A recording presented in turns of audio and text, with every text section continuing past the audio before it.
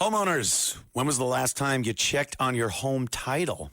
That's the legal record proving that you own your home. If your answer's never, then this is for you. Scammers, yeah, they're stealing titles and the equity in your home. That's their target. That's why I partnered with Home Title Lock, so you can find out today if you're already a victim. Use my promo code Anthony at HometitleLock.com, and you'll get a free title history report. Plus, you'll get a free trial of their $1 million triple lock protection. It's the Anthony Cumia Show on the Red Apple Podcast Network. It is the Anthony Cumia Show. Welcome back after another week that just whizzed right on by. Sunday evening. Yes, we appreciate your support in listening to this very program. Thank you. I thank God the show started because I was watching the rally over there in New York at the Flushing. Where is it? Yeah, the stadium over there in Flushing. I think it's Flushing. Who knows? Who cares? It's Mamdani and AOC and Bernie. Oh, Forest Hills. That's where it is. And AOC was just yapping. It was making me nauseous. God. She's up there. She's got her energetic, regular New York voice on. She didn't put her black voice on or her Hispanic voice. I guess because it's New York. It's Mamdani's crowd. So what is that really, I guess? Indian? Something like that? Islam? Communist? I don't know what the communist accent is, aside from the old Russian accent. It was moose and squirrel. So it was just making me sick. Talking about how Mamdani's just going to make New York amazing. Let's make New York an amazing place to live. Somehow, with everyone else's money, and everything's going to be free. And you guys are in some deep crap. I got to tell you. It is looking grim. And look, I know what the mindset is of many New Yorkers and some of my colleagues over on this very radio station. Some of my contemporaries, my colleagues, they want Curtis out, and they want everyone that does not want Zohran Mamdani to vote for Andrew Cuomo. And look, I see the strategy there. I'm not stupid, contrary to popular belief. And I see the strategy there. There isn't a chance of Curtis winning. We know this. And I think Curtis knows this too. But I think backing out of the race for him seems like quitting, seems like abandoning his base of support, his people, his principles and ideology. And, he's running a race. He's the candidate, the Republican candidate. He won the nomination. Cuomo didn't. Cuomo lost to Mamdani. He's an independent. And Curtis feels like, hey, I earned the Republican nomination. I'm staying in this. If anyone should drop out, it's Cuomo. And I understand that take on the whole thing. But even if Curtis dropped out, it's still such a long shot that Cuomo would win. But maybe. Look, we've seen stranger things in elections, like I was talking about, the Hillary thing, Her birthday 9 years ago, posting that little picture, a future president's birthday. Happy birthday to the future president. Just a couple of weeks from the election. They had that wrapped up There was no way possible that Hillary was losing that race. And it looks right now like there's no way possible Zohran Mamdani is going to lose the New York mayoral race. But stranger things have happened. I for the sake of everyone I know and love in New York, a part of me hopes he does not win. Then there's this twisted, sick part of me, especially not having to live in New York, that wants to see. We all like to enjoy a good I told you so, don't we? It's so petty and cheap. I get it. I understand. But there's just something so satisfying. I told you. With the little smirk, you put that obnoxious smirk on your face. You look someone right in the eyes. Maybe you give a quick little head nod where you smile and go, yeah, I told you. And they get all mad. And there's just this basic human element of satisfaction that goes along with it. And I've spoken and read a lot of comments on social media from people that just cannot wait for the I told you so moment after Mamdani gets elected and starts his dismantling of New York City. Any recognizable part of New York that we know and maybe enjoyed, I just can't see it lasting under a Zohran Mamdani mayorship. So, yeah, there's part of a lot of people that are saying, yeah, I want to see it. And it gives validation. If he loses, a lot of people won't get to see the damage he would have done. Now, that does sound spiteful. Like, oh, I hope he wins so we could see all the damage he can do. It's a terrible thing to want. But it really is the only way to show people, to shove their nose in it and go, look, we told you this. We told you this was going to happen.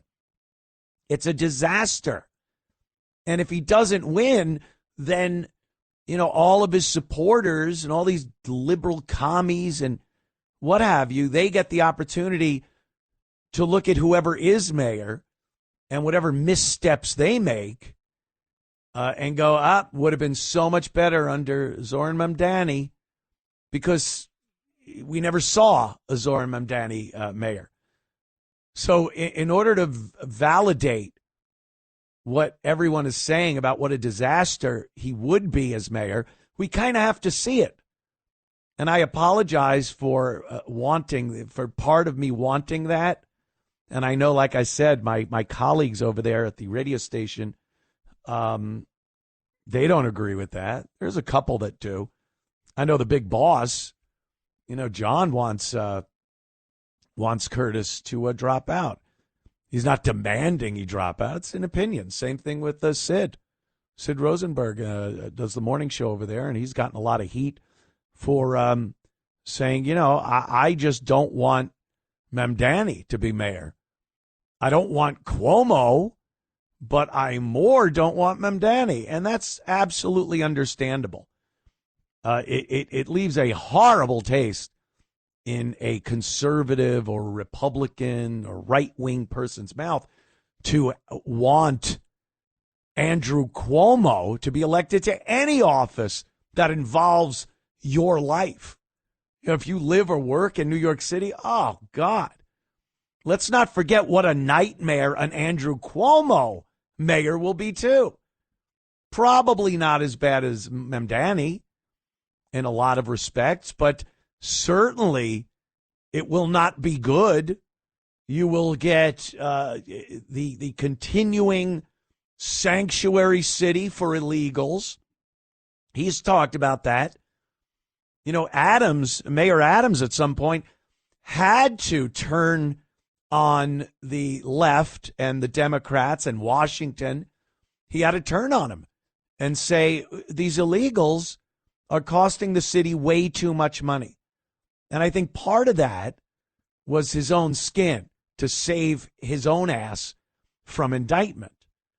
He kind of parroted the Republican, the Trump agenda in New York, and his indictment, his corruption indictment, went away. That's kind of nice if you're Mayor Adams. And then the left just turned their back on him and started threatening him. But the good part of it is they closed down a lot of these illegal alien hotels. They stopped giving them the credit cards and money, and it helped. And Andrew Cuomo will absolutely bring that back.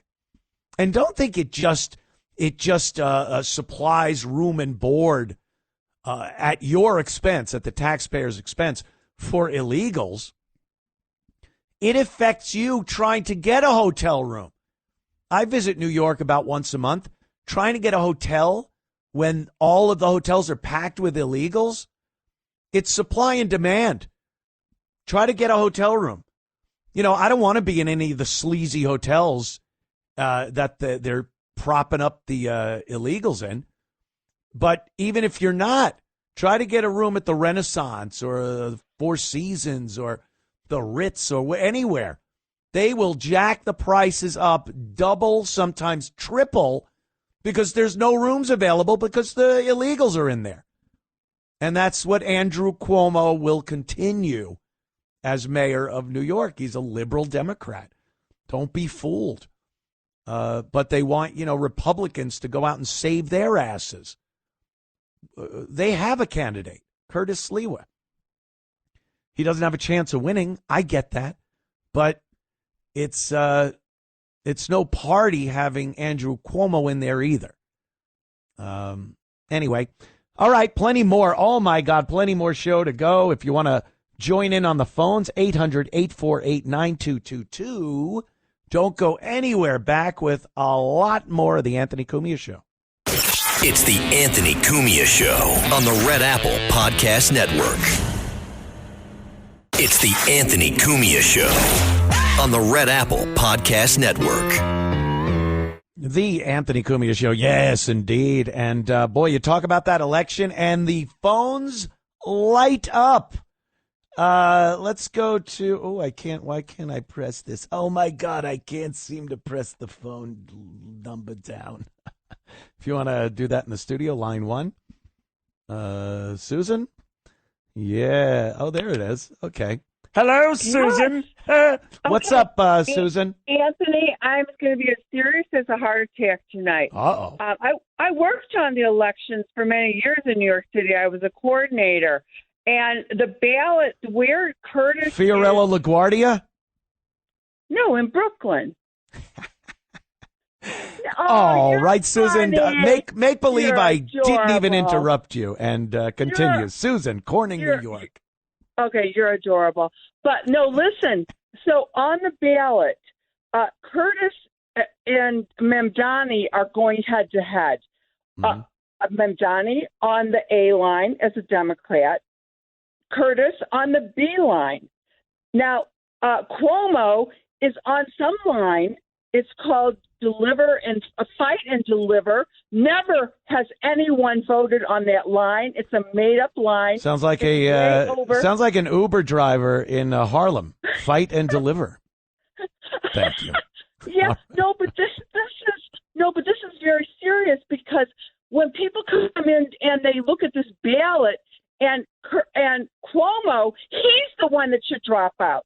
Because they even said that Curtis has a better chance if Cuomo, he's closer. If Cuomo drops out, and I believe it's not being stated that because it will be a head-to-head. Cuomo, first of all, has even discussed, people, please come and vote for me on the independent line of Fight and Deliver. No. Never one vote. It's a lot new of people, line. Susan, it's a made-up line. Susan, a lot of people, idiots won't be able to find him on the ballot. Right. Also, Right. He does have more support than Curtis has, but as I see it, more people would that would vote for Cuomo would vote for Curtis if Cuomo wasn't there. I don't think you're going to get anybody that wants to vote for Curtis that would vote for Cuomo the other way around. So Curtis dropping out, I don't know how much it's going to help Cuomo, but it's looking very grim. I can see them wanting Curtis to drop out. Just numbers wise, if you look at the percentage, Cuomo is leading Curtis. So you think the person that is third place here is the one that should drop out. But, I've made my case clear. You have too, Susan, and I do appreciate your call. It really is crazy.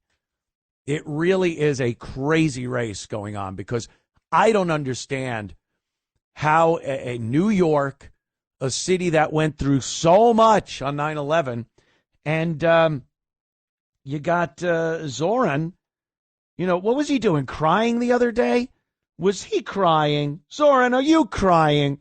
He was crying, talking about his aunt who suffered during 9/11 of 2001, of course, because she was getting bullied for being a Muslim.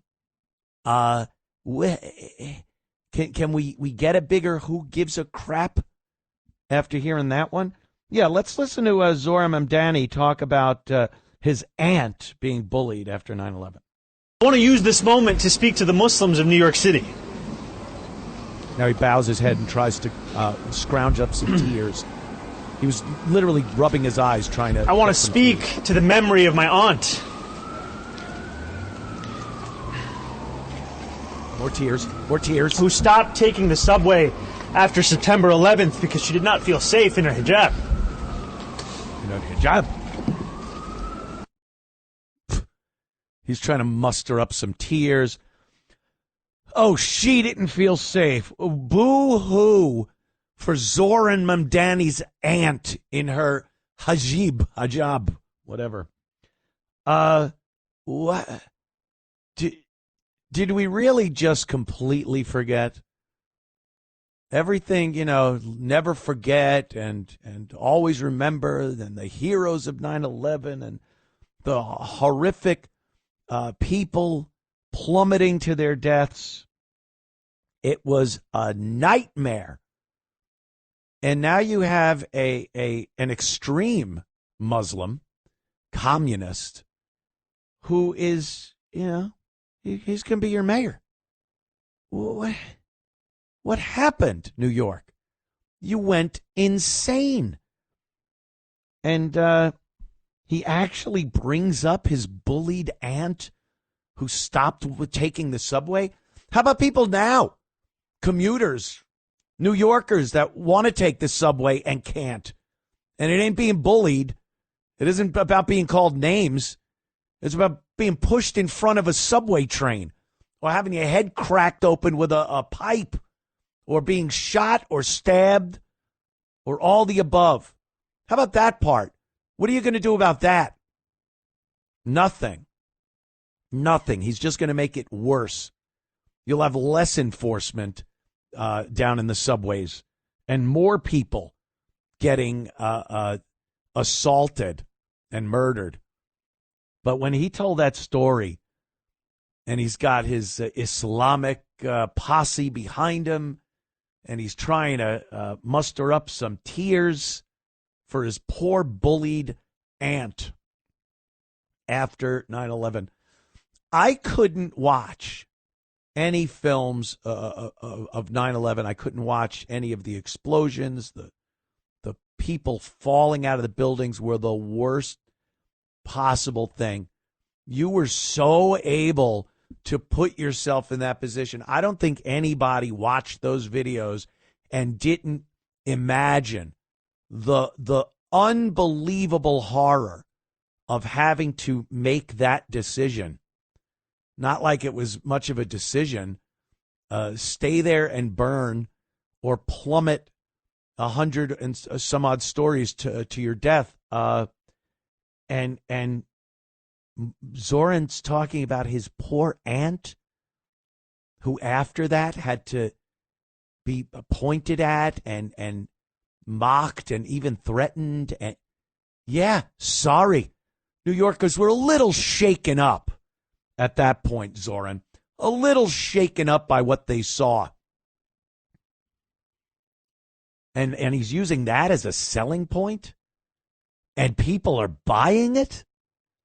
He's got 13,000 people. 13,000 people right now at the Forest Hills Stadium with Bernie. His Bernie Sanders is over there. AOC's over there. And it's packed. And they're cheering like there's no tomorrow. For what? They're excited to have this guy in. I don't know. I try to count years backwards and think, how long after World War II and Pearl Harbor and so were we able to look at the Japanese people and go, okay, well, he seems all right. They seem okay. I think it was a long time. I remember when I was a kid, and that was in the late 60s, early 70s, 30, 40 years later, and people were still saying, using slurs for Japanese people, and, that was made in Japan. It's Japanese junk, so they would call it. And in 2 decades and change, we're putting this guy into office as mayor of the city that was decimated, the financial district, the trade center, just decimated by Islam, and we just put this guy in now? It's all fine, well, and dandy? I don't know, New York. You disappoint me. You disappoint me, New York. I know I left. I had to. It was getting way too shady over there, and it seems like I left just in time because you guys are screwed with this guy getting into office. Do whatever you can. And if it's voting for Curtis, give it a whirl. I don't know. All right, back in a moment with more. It's the Anthony Cumia Show on the Red Apple Podcast Network. It's the Anthony Cumia Show on the Red Apple Podcast Network. It is the Anthony Cumia Show. And, yeah, boy, so hard every week to pick who should get the crown of red afro hair, the red nose, the big shoes, maybe the horn that they could honk on their hip. It's Clown of the Week. The Anthony Cumia Show presents the Clown of the Week. Oh, yeah, it's a difficult job. I don't take it lightly. So many clowns, so little time. This one, of course, this week, it's New York Senator, actually, I think she's from Brooklyn, Julia Salazar. Julia Salazar. She is calling for, there has to be, let me see. Salazar calls for NYPD to arrest ICE agents. All right, hold on. I'm going to look. Right here. Boom, boom, boom. Oops, it isn't a sound. Ha ha. All right, I did it again. Every week. Look forward to it. It's like a segment. But I do have her statement here. Of course, ICE has been running their operations in a lot of these liberal Democrat blue cities. And it's a mess. They are trying their darndest, the politicians in these states, to get in the way, to interfere with ICE and their operations. You know, we voted for Donald Trump. He won the election. He had more voters than Kamala Harris did, or Biden would have, that's for sure. And he put out there one of his campaign promises to get rid of these illegals. And he's been doing it with ICE and the Border Patrol, and the FBI gets involved. Whatever it takes, get out. So Senator Salazar, she's calling for law enforcement to arrest ICE officers in New York. Yeah.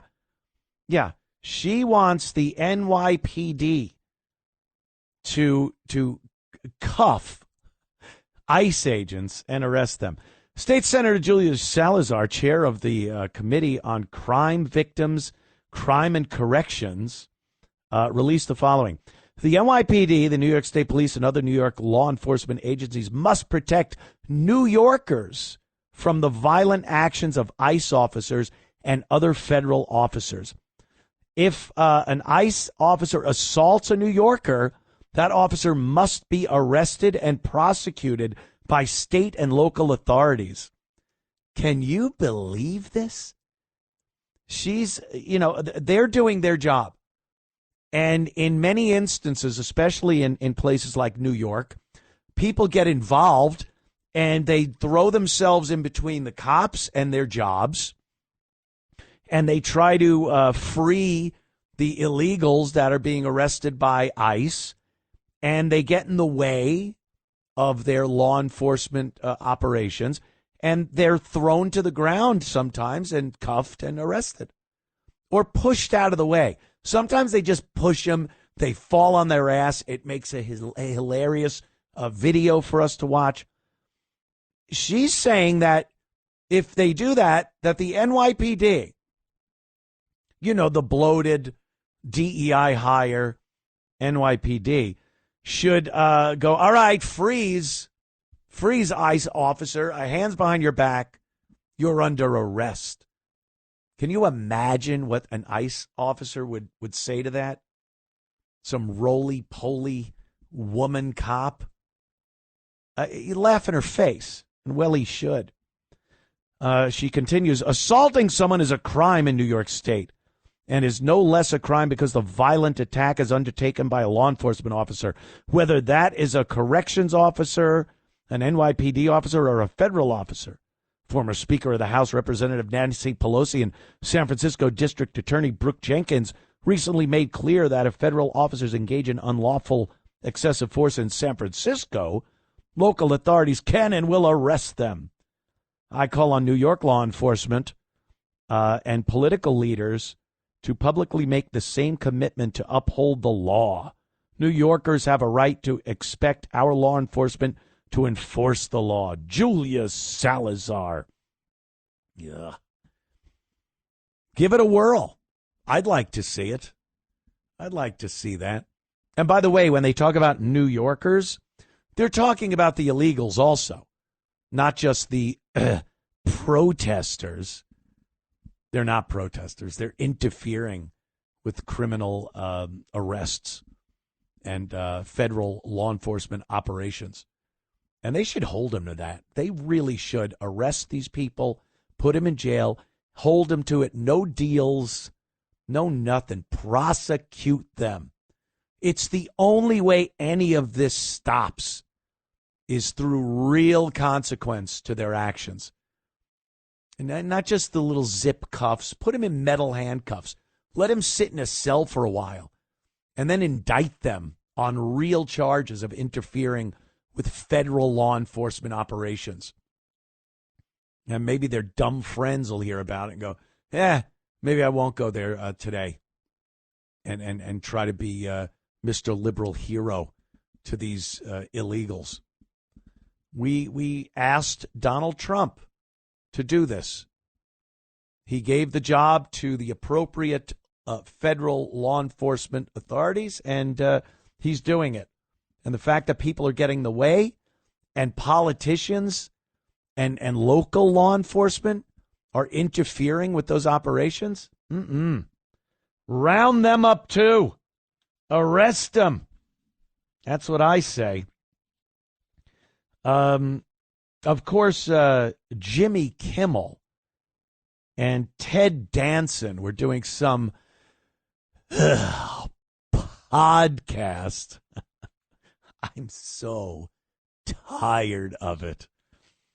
Everyone's a podcaster. You know, maybe you can act. I mean, I found Tony Danza. I found Ted Danson and Tony Danza funny. You know, Ted Danson and Cheers, and then Curb Your Enthusiasm. And Jimmy Kimmel I've never found funny, but somehow they've got a podcast. Is it Ted Danson's podcast? I don't know. I don't even know whose podcast these are. But just because you act doesn't mean you can broadcast or you're any good at broadcasting or podcasting. It's just everyone's decided they can be a podcaster. I see the end of this right on the horizon, too, people. We look back at, I think if we were around, we could all look back at the early 80s, early to mid 80s. Remember that time? It was stand-up comedy was kind of the same thing podcasting's going through. It's easier to do a podcast now. You don't have to get into a comedy club and get past an owner of a comedy club. But back then, it was as easy as it could be for stand-up comedy, especially at the time. Everyone and anyone decided, I'm going to be a stand-up. My friends tell me I'm funny. And then the whole stand-up comedy, those circles were just saturated with so many hacks. Terrible.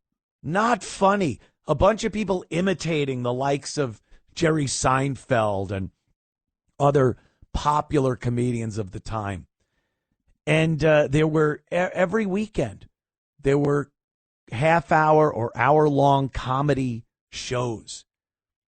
And, you know, the host would come out and they'd bring up just a line of who gives a crap comedians. And then, after a while, people noticed that most of them suck. And they went away. And the cream rose to the top. The popular good comics continued and became successful, and it weeded out the disastrous hacks that were in the business. I think we have reached that point with podcasting. I truly think we are exhausted. The market is super saturated with podcasts. Everyone has one.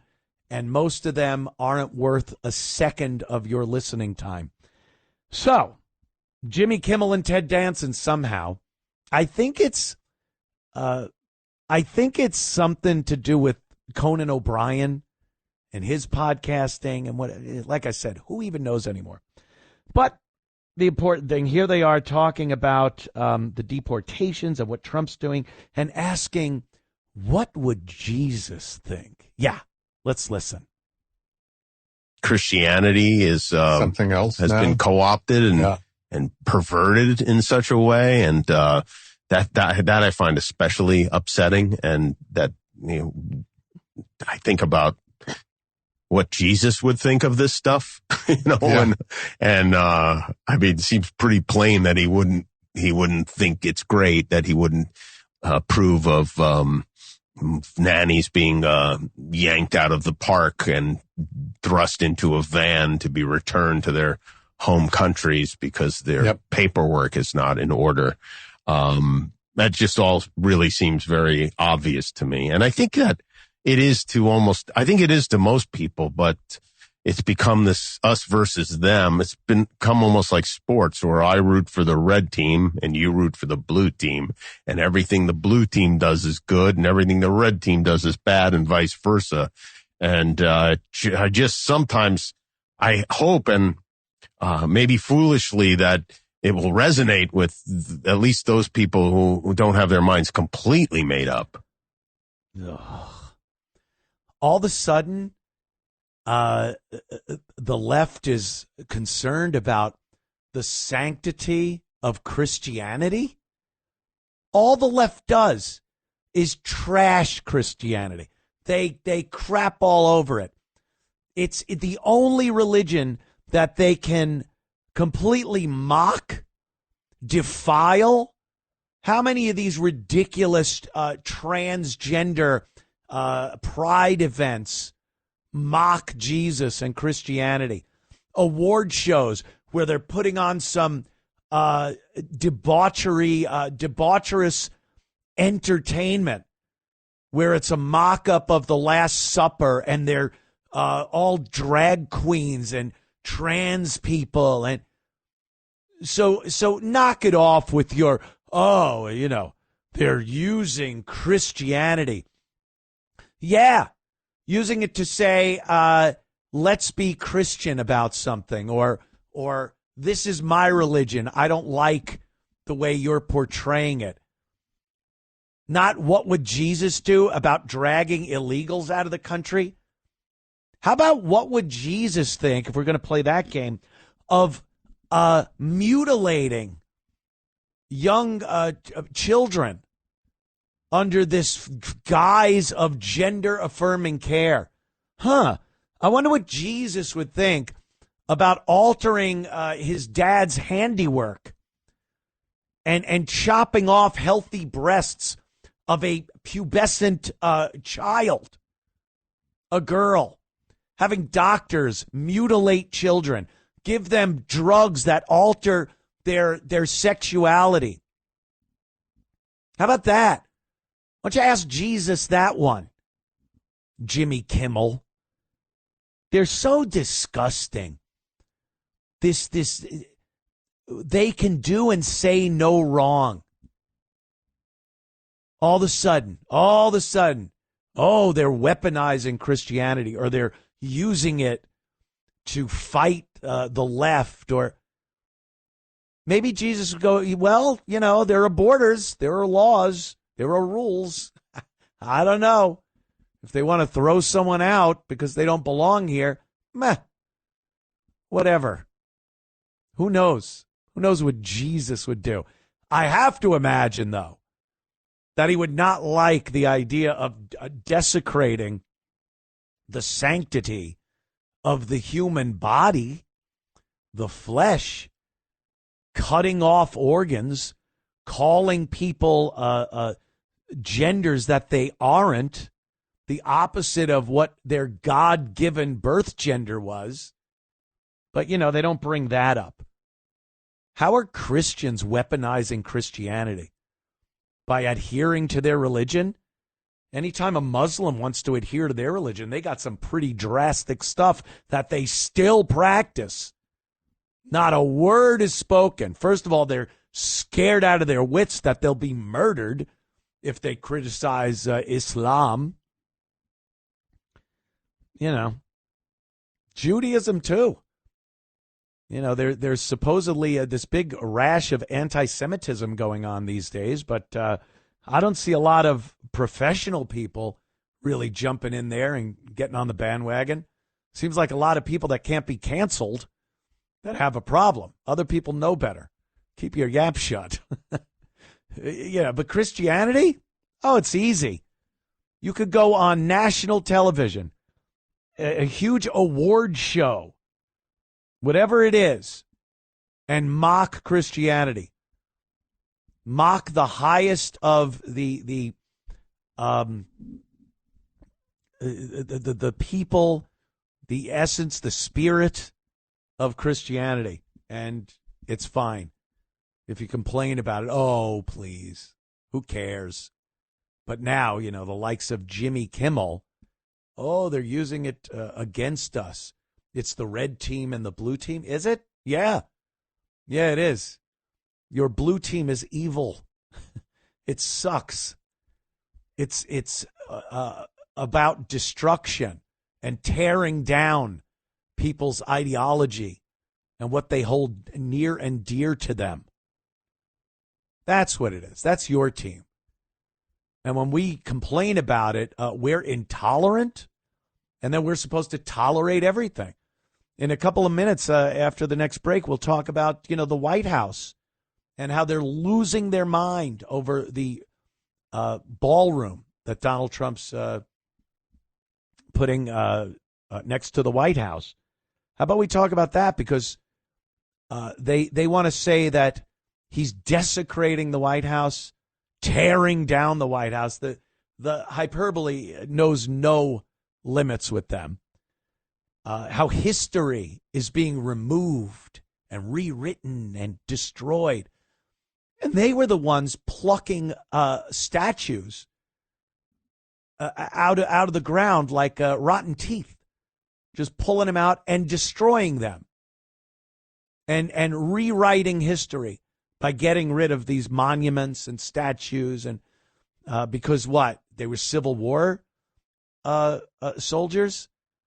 What about removing Teddy Roosevelt's statue from the Museum of Natural History in New York City? Oh, because an indigenous person and an African were on the ground walking next to his horse? That was somehow offensive? So you rip it out? That isn't being rebuilt. That isn't being replaced like the White House is with the reconstruction of the East Wing and the ballroom. Those are gone. They're not coming back. That's destroying history. We'll talk about that a lot more in a few minutes. Stick around. Your calls, too. 800-848-9222 when we continue with the Anthony Cumia Show. It's the Anthony Cumia Show on the Red Apple Podcast Network. It's the Anthony Cumia Show on the Red Apple Podcast Network. The Anthony Cumia Show. Thanks for tuning in. One of the big controversies, of course, the White House, the remodeling, the East Wing, the ballroom that Trump is building. I listened to a clip the other day. It's Donald Trump in 2016 when he was campaigning for president for his first term, and he's talking about the ballroom. He was saying that it's ridiculous that we have to have our foreign dignitaries come here and they have to set up tents like it's, a wedding in someone's backyard. Tents are set up and it's not safe security-wise, and it's costly. Oh, but this is $250 million. Yeah. And well worth the price. Believe me, after years and years and years, if you're just using these tents and there's just something cheap about it. It's the United States of America. The president should have something a little more lavish than smelly tents when they're having foreign dignitaries over or doing a function for people in this country when they're invited to the White House. It should be a much bigger thing. It's completely in line with Washington, D.C. architecture. And it's funny because that's part of what they're complaining about is its opulence, this grand ballroom. Yeah. What do you want? A little shack on the side? A little outhouse? Do you know they put portable toilets in the tents or just outside the tents also? So, these people got to go to portable Johns. This is something that should be built. It's built with private funds. Donald Trump and donors are building this for $250 million. And like I said, it's right in line with Washington, D.C. architecture. And here's another thing that has been making the rounds. I think, what's the idiot? Swalwell. Swalwell's been saying this. One of his tweets. Don't even think of seeking the Democrat nomination for president unless you pledge to take a wrecking ball to the Trump ballroom on day one. So again, how an immature, just a childlike take on the whole thing. Like, kick down his sandcastle. Look, he left. Let's kick it over. That's what they're thinking. And meanwhile, look, anyone that runs for president has to be a narcissist. Even Trump, obviously I'm not going to say Trump isn't narcissistic, but every president is. You have to be in order to think you're the guy. You're the one that is going to run the world. You got to have a touch of narcissism. So you think a Democrat, a Republican, anyone goes through that arduous process, that horrible process of winning the presidency. And now you're sworn in and you're the president of the United States. You don't think they're going to look at that ballroom and go, that is awesome. This is mine. Oh, they might change the name of it or redecorate it. But if you think for a second a newly elected Democrat president is going to take a wrecking ball to it, they're going to have their cronies and buddies and world leaders in that thing partying their asses off, making speeches, being all, ensconced in its grandeur and opulence. They're going to love it. They are going to love this thing. I don't care what party you belong to. If you're the president and you walk into this amazing ballroom, and that's what it's going to be, and you can use it for your state affairs. Oh, yeah, knock it down. Let's go back to the tents. We'll rebuild the East Wing, which wasn't really being used for anything. And, we'll go back to the tents, like a graduation in someone's backyard. They're going to love it. I don't care who they are, what party they are, how much they hate Trump. They aren't touching that thing. They're going to go, this is some sweet digs we got right here. With that, we have some sound clips we'll be getting to in the next hour. David Axelrod is mad. Anderson Cooper's mad. Everyone's mad. Who else we got here?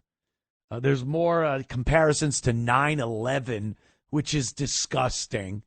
How do you compare demolition and rebuilding of the White House, a part of the White House, with the 9/11? Disgusting. We'll do that. And some of your calls coming up next as we continue with the Anthony Cumia Show. It's the Anthony Cumia Show on the Red Apple Podcast Network. It's the Anthony Cumia Show on the Red Apple Podcast Network. The Anthony Cumia Show. And is just scrolling around during the break. And it seems, it's being reported anyway, that Masuma Mamdani, that is the aunt that Zohran was talking about. I can't believe I'm saying things like Masuma Mamdani and Zohran. What happened? What happened to Bob and Bill and Pete? Masuma Mamdani, the aunt that Zohran was talking about, the one that was bullied and couldn't take the subways in New York because she wore her hijab. And it was after 9/11. And, well, it turns out she never wore a hijab. And she was in Tanzania. She was in Tanzania. From here, it says January of 99 to December of 2003, working with childhood illnesses, water and sanitation, HIV, AIDS, evaluation of sexually transmitted diseases services. She was in Tanzania. So, whoops. Who knew he'd be a lying sack? Yeah. There you go. Poor Aunt Mom, whatever. I can't be bothered to figure out names that are alien. It's like Alien. It's like Star Trek. Any of the beings, the alien beings. That's what it's like. I don't feel I should have to learn things like Zohran Mamdani. I don't want to. Ilan Omar. I don't want to have to know this. I don't want that name to have anything to do with my life here in America. But yeah, someone thought we needed that. Some people thought we needed to say things like Zohran Mamdani. It's disgusting. Okay, let's go to the old phone lines. Kevin in Long Beach. What's up, Kev? Yeah, how you doing, Ant? Boy. Yeah, if people want to get an idea of what it's going to be like here when he wins the mayoral election, they should just look at video of Dearborn, Michigan, and Minneapolis, where they start blasting the prayer call at 5 a.m. in the morning over the civil defense. Yeah, PA 5 times a day. And they can do it anywhere they want. They can just lay the mat down and go wild. Yeah, in the middle of streets. We see this a lot, and it's a real screw you to Americans to just go in the. It's all choreographed. It's not one guy. It's a crowd of people putting down their prayer rugs in the middle of the road and stopping traffic. They don't have any love for the American people or the American way of life. And yeah, just like you said, Kevin, you look at these cities. Look at these cities that already have these Islamic leaders. They turned the city into some Islamic enclave. And if you're not part of that, you are not welcome. And all they want to do is expand it, make it bigger, more people, because the final goal is to have an Islamic state, the United States, to be an Islamic state. And they say that. They say of course, they're not even hiding it. No, it's right out in the open. Yeah. Can I get a word about Curtis? Yeah, go ahead. Sure. I think Curtis is showing great stick-to-itiveness, tenacity, strength and conviction with no money. And, I mean, he's really working hard to do this. And to just turn your back on him, I don't think is right, man. Yeah. Let him finish the job he started. Yep. And you hear a lot of people saying, I get calls all the time that I should run and this other. Then do it. Put your money where your mouth is. But this man is doing it with very little money. Yeah. And you got to give him credit. Let's not forget he is the Republican candidate. I understand all of that. Yeah, I do. Yeah, I understand all of that. But you understand this is really important to him. I mean, I get it too. Yeah, this is a guy who wants to take this right to the election. So I respect Curtis. I like what he's doing. And they said the recent polls got him a lot closer in one day, Yeah, we'll see. We'll see what happens election day. They're already early voting, so and then Mamdani's got this big rally happening. But then again, Kamala had these giant rallies with all the celebrities. Remember all that nonsense? Oh my God, Beyonce and Jay-Z and Bruce Springsteen and what happened? You lost every swing state and lost the popular vote. So that doesn't really mean anything. But, I mean, they got 13,000 people with AOC, Bernie, and Mamdani tonight so at Forest Hill Stadium. So, what does it all mean? I don't think you could tell until Election Day, Kevin. Thank you, man. Appreciate it. Appreciate the call. Oh, my God. Yeah, back to the White House. Oh, it's just, to listen to them talk. They are in full panic mode that Donald Trump is driving a bulldozer right through the front doors of the residential White House mansion. I don't even think many people could have told you what the East Wing of the White House was. If they knew what the West Wing was, it was just because of that stupid Martin Sheen show. That's the only reason they would know that. They probably never knew there was an East Wing. And when they talk about demolishing the White House, in their dumb heads, they're picturing the residence, the big, square, cracker box White House with the columns. And what? He's knocking that down. And the media, by the way, would photograph it that way to fool people and let them be outraged.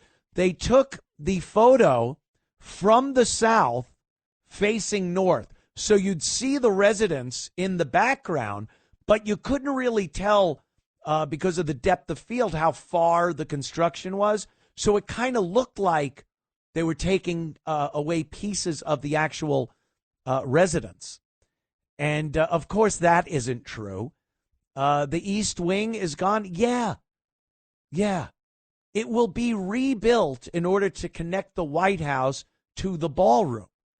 That's what you do. You engineer it. You look. You have architects and you have builders and all the tradespeople that have to draw out plumbing and electricity. All those people get together. And you demolition, the old, and you build the new. I'm sure that walkway that went from the mansion to the South Wing building is going to be unbelievably stunning. Unbelievably stunning. They're probably going to want to update the walkway between the residence and the West Wing. But they just see it all ripped apart and they cry and lose their mind. And, you know, it's worse than 9/11. Here's Joe Scarborough and Mika, the power couple from MSNBC, soon to be unemployed. Joe and Mika crying over the ballroom. Let's listen. But this far different. is painful. I mean, this is historic structure. It's history being torn to shreds. And again, is everybody? I mean, so if somebody wants to go into the White House, the next person wants to just knock down all the walls and turn it into a disco. Congress can't do anything. I mean, seriously, you're destroying like one of the most historic structures on the planet. Yeah. And the cost. And are we saying that whoever we elect president has the right to destroy? Like what? Just tear things up, tear it to the ground, turn it into something else? Kind of crazy. I don't think it's not your home that you purchased in Jersey. No, it's not yours. You rent it from the American people for 4 years. Let's get to our top story. Shut up. It's the people's house. Is it? Why don't you pull up to the gate with your car, get out, and walk to the front door and see if you could grab a snack from the fridge. It's the people's house. It's our house. It is. Try to go to a party there next time. Go to the party at the White House or, check in, knock on the door, and see if you could talk to the president in your house. It's so stupid. They take everything literally. They're destroying it. The history. Oh, what if a nut wants to, a president is a nut and he wants to knock the building down and build a disco. Well, I think that's grounds for the 25th Amendment. I think you could probably get people to prevent a president from ripping down the White House and building a disco, Joe Scarborough. It's a little different than remodeling the East Wing and building a ballroom because you have to use tents for the time being. That's as crazy. They always take it to the umpteenth level. Oh, he's renovating the East Wing. Why not just blow up the Capitol with a hydrogen bomb? Really? You going to go that far with this? But this is who they are. They're drama queens. They can't work within the parameters of reality. They don't want to assess something. They hate the guy so much that he's got to come up with a scenario in his head of a lunatic president building a disco. Joe Scarborough showing his age there. Studio 54 right there on Pennsylvania Avenue.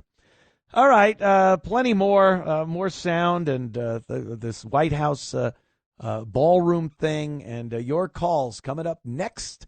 Anthony Cumia Show continues. It's the Anthony Cumia Show on the Red Apple Podcast Network. It's the Anthony Cumia Show on the Red Apple Podcast Network. The Anthony Cumia Show, and I was just scrolling through X. I do that during the show. I read some of your posts here on the show. Anthony Cumia on X. Easy as that. I usually post something before the show saying, hey, I'm just starting the show up at 8 p.m. Eastern time.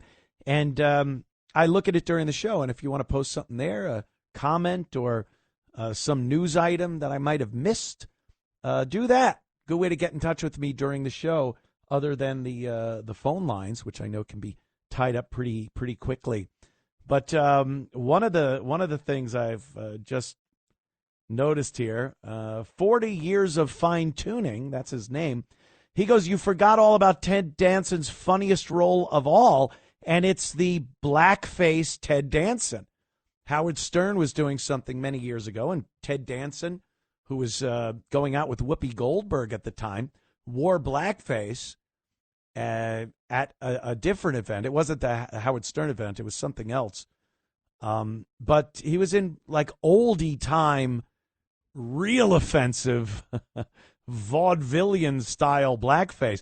And I forgot that Jimmy Kimmel and Ted Danson had that in common, working in blackface.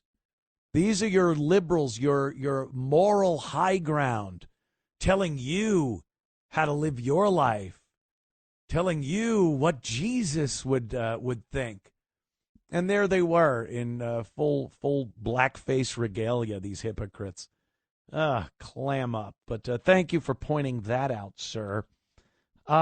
This is a X. It was so easy to call them tweets when it was Twitter, and I think we still do. But with X, it's like, what do you call the posts? They're still tweets, really. I just call it an X post sometimes, but irregardless. This is from Carlos Gates on X. This is the pinnacle of ridiculous, moronic, stupid takes on things. On 9/11, Americans on Flight 93 gave their lives to stop Osama bin Laden's plane from striking the White House. In 1 week, Donald Trump has desecrated their sacrifice, finishing the damage bin Laden could not. I'll let that soak in for a while. I'll let you let that sink in. This, and believe me, this is not the only take I've seen on this that evokes 9/11 and the fact that, they wanted to hit the White House and the Flight 93 passengers thwarted that attack and they crashed in Pennsylvania. To then say that Donald Trump finished that job by remodeling, by doing the initial demolition that is done anytime you do a remodeling job. It's another thing. First of all, they're idiots to even say something like that. It is unbelievably disrespectful to the dead, the people on Flight 93, the people that died on 9/11, to try to say that there's any similarity between what Trump is doing at the White House and 9/11 is a sick, twisted, disgusting thing to say. And the other thing is, I just don't think any of these lefties know what a real job is, what a real construction job is, what it entails. Have they ever been on a job site and worked as a tradesman? You know, the plumber, electrician, steam fitter, the carpenters, the tin knockers, all the people that go to a field, and then in time there is a building there, a functioning building that people can now work in or live in, and what it takes to do that. They don't know. What do they think when you rip something out like the walkway and the East Wing, that it never comes back again, that it sits there as rubble, that we got to make a monument out of it, like 9/11? It's basic construction. And it's only the hatred of Trump and the wanting everything that he does to be some evil deed that you would ever come up with a scenario where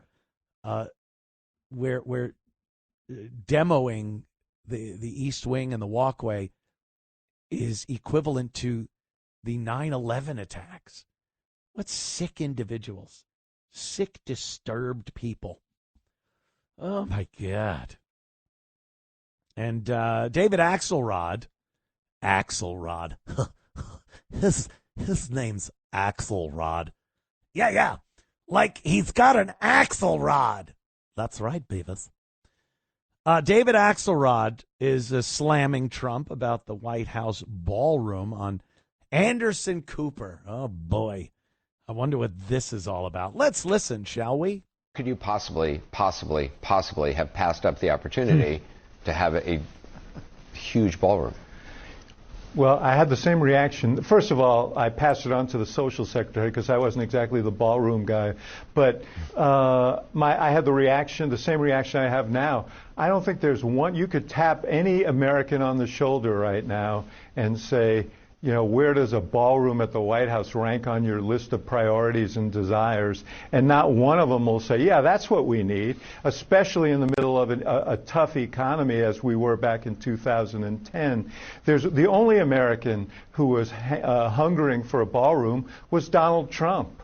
And now he thinks that he has the authority to go and destroy what is essentially a sacred historic site, and put up, a palace because he thinks he's a king. The king. And I don't think this is going to sit well with the American people, who have much higher priorities than a gigantic ballroom in the where the part of the White House used to stand. David, you know what Americans don't like it? I don't think this is going to sit well with the American people. Yeah, everyone that voted for Kamala Harris. Because nothing Trump does will ever be good. So, yeah, I could see that. Do you think Trump voters care that he's building a ballroom?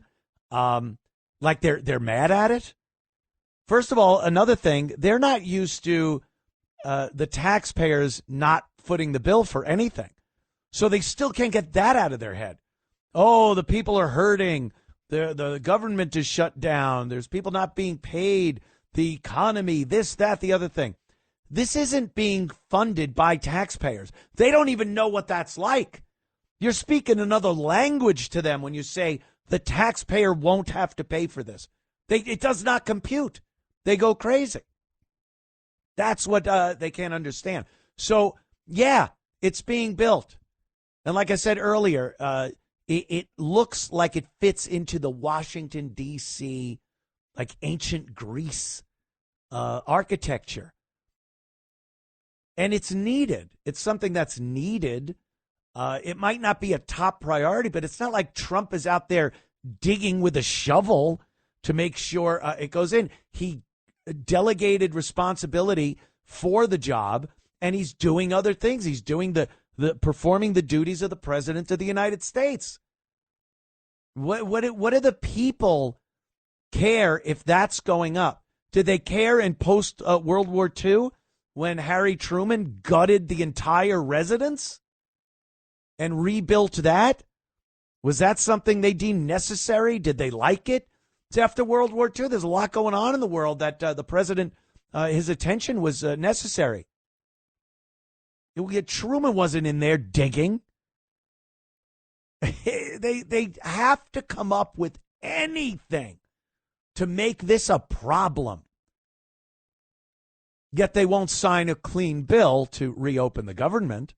That's a problem they could actually solve today, but they just won't do it. Bastards. All right, don't go anywhere. Plenty more to come, and your calls next. It's the Anthony Cumia Show on the Red Apple Podcast Network. It's the Anthony Cumia Show on the Red Apple Podcast Network. The Anthony Cumia Show. Of course, we go to the phones here, and Joaquin in Pennsylvania. What's up, buddy? Hey, good evening, Anthony. First of all, there's something that I want to talk about the Islam, but I do want to point something out that seems to have gone over everybody's head like a Bill Clinton whitewash job. Obama, a $400 million basketball court in the White House? Yeah, they've all done it. How could you spend $400 million on a basketball court? And it was a converted tennis court, so it wasn't even like they really had to do a lot. That seems like that needs some investigation. You'll never. It's a shame. It's a real shame that you almost have to keep a list of what everybody did in the past to the White House. I mean, this is just incredible. You know? You could see what side the swamp, whatever you want to call it, the media, the this, the that, what side they're attached to like barnacles. They would never investigate Saint Barack. It would never happen.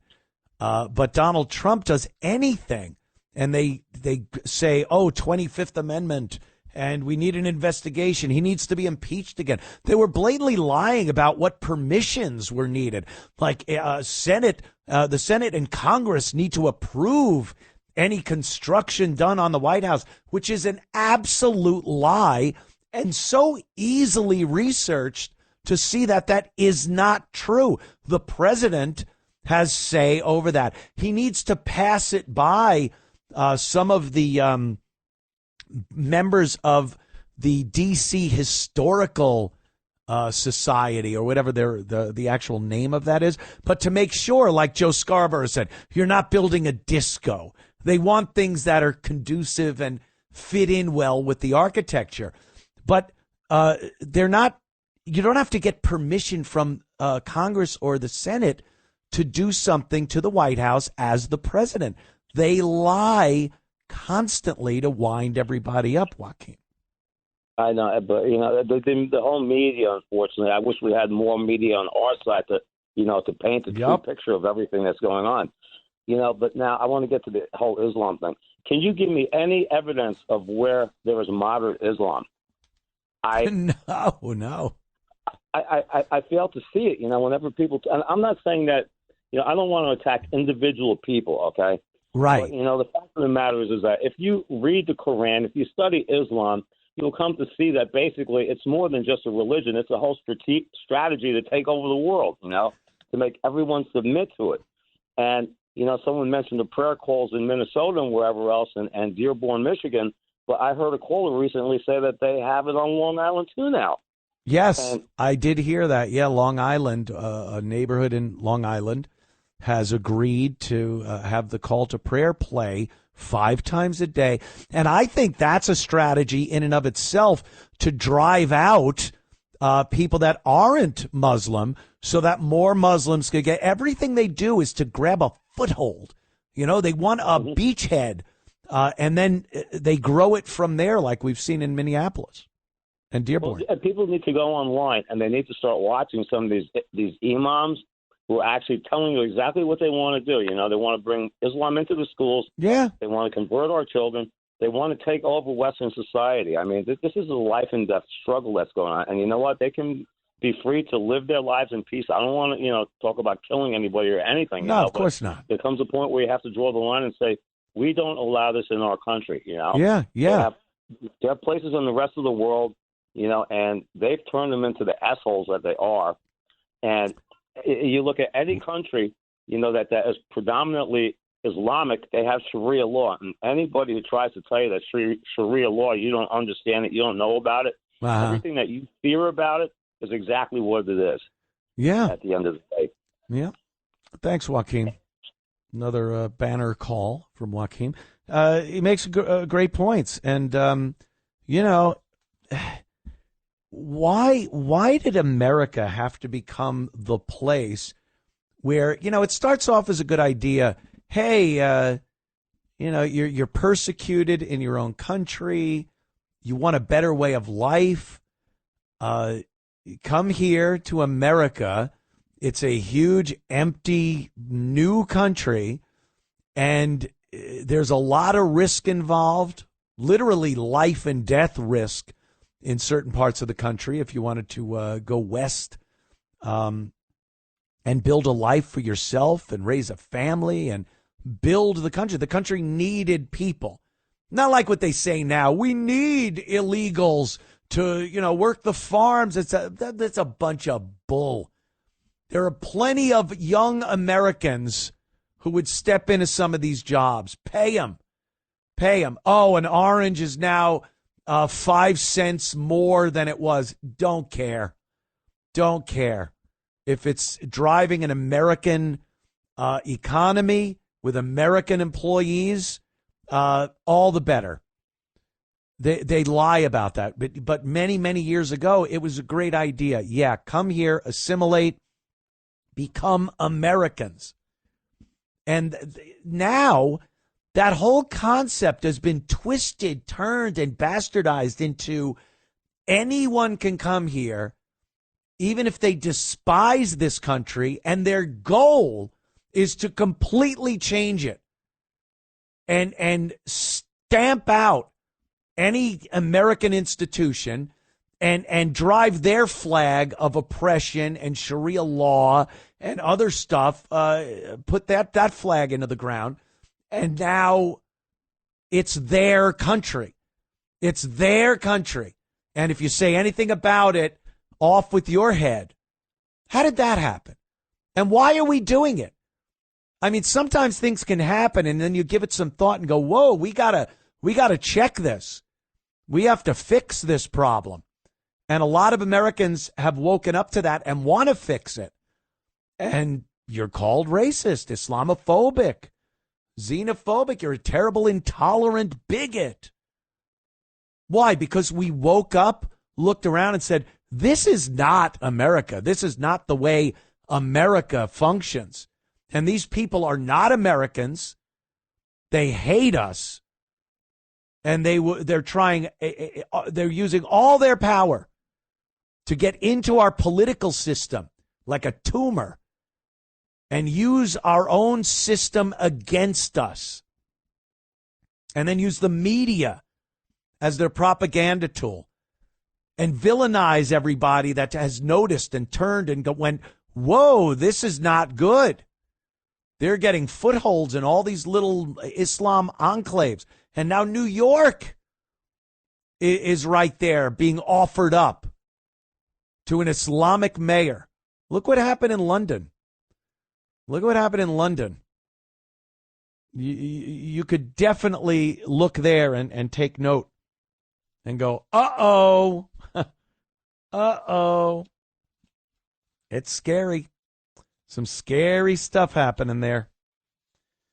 So speaking of New York and Mamdani, I had started the hour talking about Mamdani and his free buses and what a joke this is. It's like I said, the cornerstone of his platform. He brings it up every time.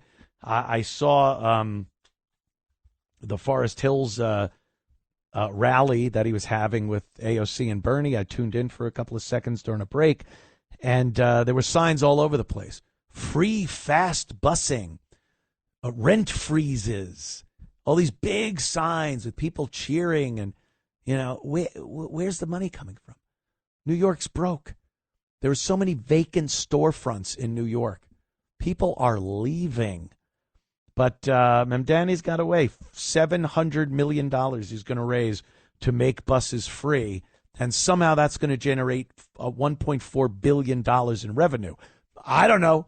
I don't know what kind of a abacus he's using to come up with that, but that's what he says, so it must be true. Just like his Islamic aunt who was in Tanzania during 9/11 but couldn't get on a subway without being bullied. But he tells the truth. So here he is during the debate. These mayoral debates were pretty entertaining. I think Curtis did a good job calling out Cuomo and Mamdani on things. When he talked about the subway, I think Curtis did a great job mentioning the horror of crime, the filth, and one of the biggest problems and reasons for that is that they are not enforcing the fares. There are a lot of bad people that are not paying to get down onto those subways just to do people harm and steal and cause problems. And then the moderator, who obviously could not stand Curtis, said, oh, well, what are you going to do? What's your plan then? And Curtis just looks and goes, I've been saying it. Enforce the fares. Make sure people are paying. Arrest people that aren't paying. And then have communities, have people go down there and sponsor some of these stations. Have people down there making sure, it's cleaned up and there are people. So it's not that you're not walking around down there alone and you're calling the cops when you see problems. And they're just like, oh, yeah. Meanwhile, that's a great idea. You enforce the fares, you're keeping 90% of the problems out of the subway. And now what he wants to do with the buses is get rid of the fares.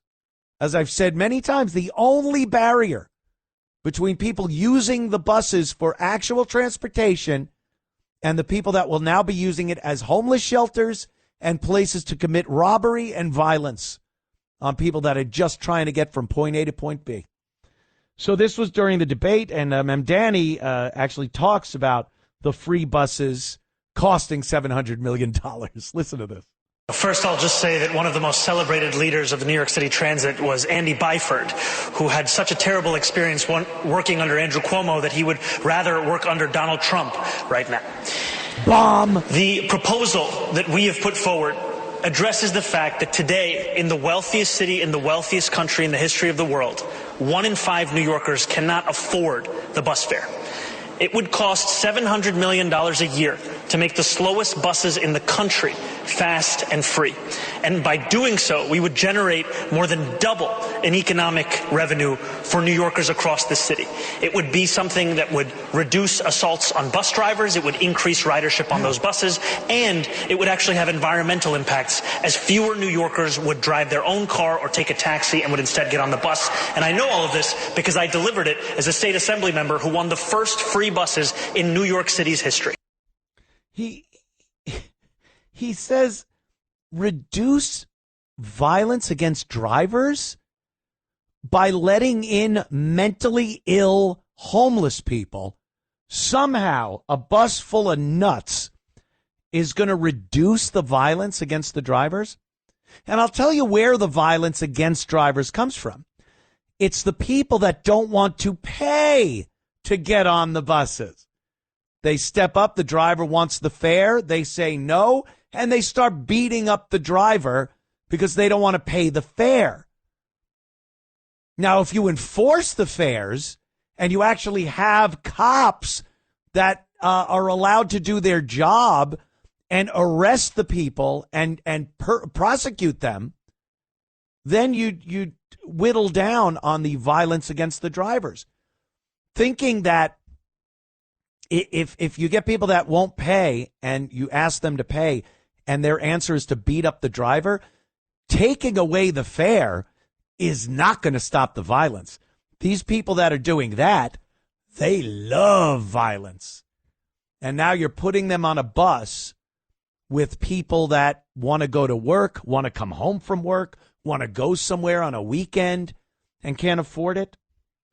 And then you're 1 in 5 people, New Yorkers, 1 in 5 New Yorkers can't afford the bus. are those 1 in 5 going to work? Because I have to imagine that 1 in 5 are on that bus and they don't have jobs. They can't afford the bus. But yeah, it's part of living in the city. And there are resources for people that are impoverished and they need to go to the doctor, or maybe they work for a couple of hours, whatever it is, but they fall into the category of impoverished. There are programs where you can get free MTA cards for transportation around the city. You don't make the entire bus free at the cost of $700 million to people that are actually working and paying taxes by raising their taxes, and then think it's going to generate $700 million more in revenue. You're going to pay the $700 million and get $700 million more back by making the buses free. I need to see that equation. I need to put that whole thing up on a blackboard. Let me see that formula. Because I don't think that's possible. But he thinks it is. He thinks fast. And how do you make buses faster? Fast, free buses. I think it'll be a lot slower when the bus has to stop and the cops have to rope it off with the yellow "get the F out of here" tape because somebody was stabbed on the bus. I don't think that bus is going to be fast when they're processing the crime scene that they're going to have to process on these free buses when they become rolling homeless shelters. You idiot. You dunce. You dummy. But that's Zohran. Yes, 13,000 people right now in Forest Hills cheering him on. Cheering on his free buses. Holy mother of God. That also reminds me of the EBT thing. November 1st, the SNAP program, the EBT, all the welfare programs in the country are shut down. So nobody that is on any of the welfare programs will get their money. 40 million of them. Can you believe we pay for 40 million people to live their lives without having to work? And look, I guarantee there are people in there that can't work. They need this. They're disabled. Whatever it might be, there are legitimate reasons where they need this money. The rest of them, and I will say the vast majority of that 40 million people, are on the government teat, as they call it. They are generational welfare recipients. Their mothers, their grandmothers, everyone that is in their family ancestry for decades upon decades are getting this welfare generationally. And they are mad. They are mad that they might not get their benefits on November 1st. So what do? They threaten to go into stores and steal. I've seen unbelievable amounts of videos of people that say, if I don't get my benefits, I am stealing. I'm going to Walmart and I'm going to load up a cart and roll it out, and then the other part of it. And if anyone tries to stop me, I'm going to beat their ass. They're going to commit violence against anyone that tries to stop them. These poor Walmart workers who are working and getting a crappy paycheck and trying to figure out with that money how to split it up to buy food and shelter and transportation. And if one of these people who are actually working within the boundaries of the rules society has set up tries to stop them from stealing, they will beat them up. That's what we're dealing with in this country. 40 million or so, let's say 30 million. let's say 10 million are actually in need of this program, these programs. How about 30 million leeches, 30 million ticks, 30 million locusts? And we have to accept that they're going to go into stores and steal and commit violence against people that want to stop them. I can't wait to see it. November 1st. Hey, I order stuff online and I'm armed, so I don't care. But be careful out there, kids. Be back in a flash with more of the show. It's the Anthony Cumia Show on the Red Apple Podcast Network. It's the Anthony Cumia Show on the Red Apple Podcast Network. The Anthony Cumia Show, just checking out what's going on at this Forest Hills Stadium. 13,000 people at the Zohran Mamdani rally. I guess he took to the stage at some point. But AOC, she was saying something to the effect of, we are not the crazy ones, New York City. They want us to think we are crazy. We are sane. Well, you haven't shown that to anybody. You are all nuts. They are the crazy ones. We see it in their ridiculous protests, which are them marching around as furries, as sexual deviants, not knowing what they're even there to protest. They're holding the signs. When they're questioned about it, they don't know what they're talking about. Yeah, they are the crazy ones, AOC. And Mamdani was up there in front of the crowd saying, freeze the rent. Zohran Mamdani touts his agenda, including freezing rent, free buses, and universal childcare. Again, where is the money coming from? Where is this money coming from? I can only imagine, like, obviously he's going to raise the taxes, but you can only do that so much. You can only raise taxes so much before the working, tax-paying people abandon you and leave. I know. I never wanted to leave New York. I had to. I was forced to leave New York because of things like taxes, oppressive laws that infringe on your constitutional rights. I wasn't going to take it anymore. I packed up and left. And if I'm going to leave, a lot of other people would leave. I was anchored to New York. But, you know, universal child care, where's that coming from? And I can imagine, you know, I know that New York City depends on the state.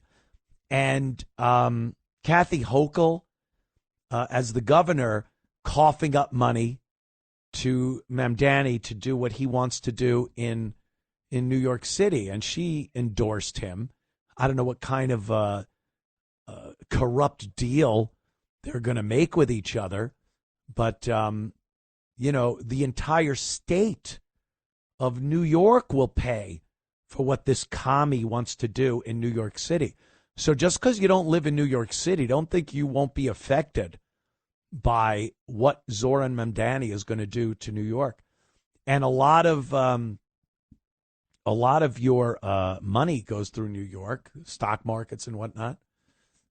Everything you do is going to be a little more expensive with Mamdani getting into Gracie Mansion over there in New York City. So good luck there. Good luck to you. Maybe, though, there's a light at the end of the tunnel for all of us.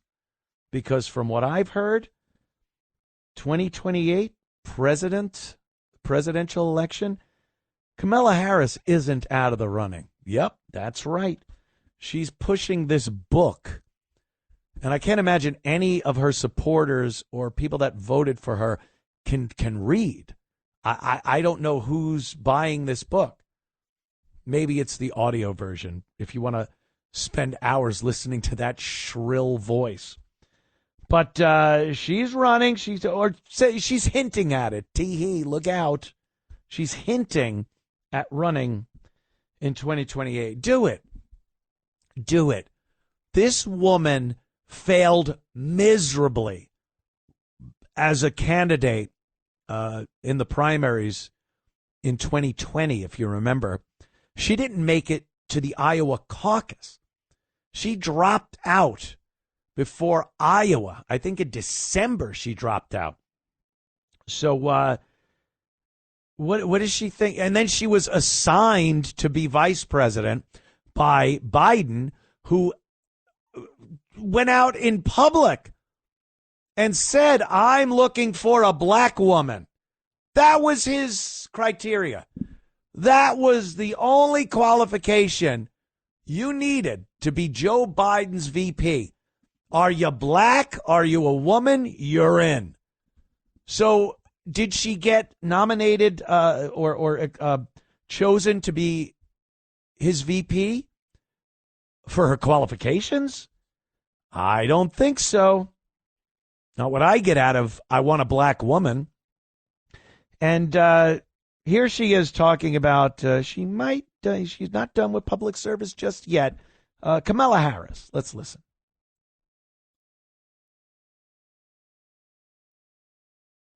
Oh, no. Do you have it? Kamala Harris running in 2028. She's not done with public service yet. I believe that was the clip. Yeah. No. Maybe. I'll have to look again. I know it's a clip. You say in your here book, I'm not done. That is correct. I am not done. I have lived my entire career a life of service, and it's in my bones. And there are many ways to serve. I've not decided yet what I will do in the future beyond what I am doing right now, which is meeting with many people. Obviously, right now I'm in the UK, but otherwise I've been spending a lot of time in our country. Most recently, I was spending an incredible amount of time. There. She's ready to go. Servicing the public isn't public service. We'll be back. It's the Anthony Cumia Show on the Red Apple Podcast Network. It's the Anthony Cumia Show on the Red Apple Podcast Network. Yes, sir. The Anthony Cumia Show. Thanks for tuning in. And, this is happening as we speak, this rally in Forest Hills from Mamdani. And I'm going to try to play this through the mic. It should be pretty good. It's AOC just losing her mind. What is she saying? Listen to this. Jews escaping Holocaust, Black Americans fleeing slavery and Jim Crow, Latinos seeking a better life, Native people standing for themselves, Asian Americans coming together in Queens, in Brooklyn, in the Bronx, in Manhattan, in Staten Island, in this country. What is she talking about? What the hell? It's so pandering. Latinas. I love when she does that. Black people getting over Jim Crow and Chinese people standing up for themselves. And the Latinas. You giving me what they call douche chills. Getting the goosebumps. It's so phony. It's just, she knows what is going to get the crowd going. She's very self-serving. She wants to, since she got into office, she's just trying to make a name for herself. So, it's so embarrassing. God, jeez. Were you able to hear that back at the studio through the phone? Okay, because I got one more. It's Kathy Hochul, and she's. I was just talking about her and wondering what kind of deal her and Mamdani made.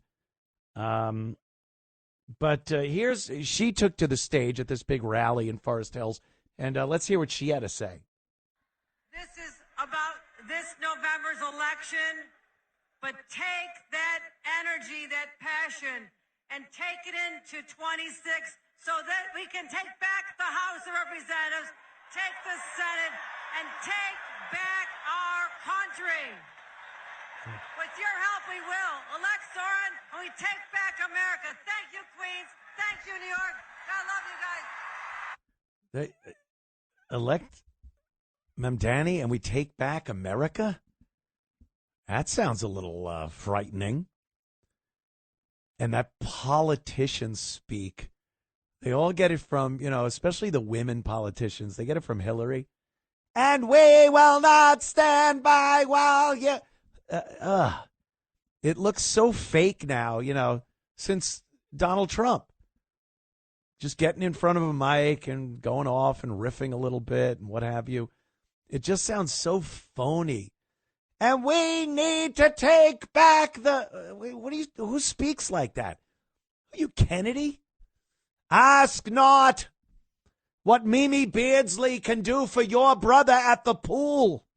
Well, look up Mimi Beardsley. You know the hell I'm talking about. All right. Crazy. The no king thing, they're trying to make something of it. They're trying to do another one, and then they're trying to follow up with actual action because No Kings was so hugely successful. It did nothing. It was old boomers. They're even commenting on some of these talk shows, the liberal chat shows. Where were the black people? There were no black people at this No Kings thing. That was a little weird, right? If you think kings are oppressive and, government all over your stuff, you would think a bunch of black people would be out there. They were staying way clear of this. It was all boomers. They emptied out the old folks' homes, and then on the other end of the spectrum were the young imbeciles that dress up in costumes, the nose ring, the hair, all the usual stuff, the pronouns. So it really was a failure. It got numbers. People showed up for this No Kings nonsense, but it was just because around the country and in these cities, it was a nice day. It was a nice Saturday afternoon. And they just went out, but nothing will come of this. First of all, because of the fact that Trump isn't a king. You're protesting something that isn't. It's not like a war. You protest a war, there's a war going on. And you go, well, we want this war to stop. Let's protest.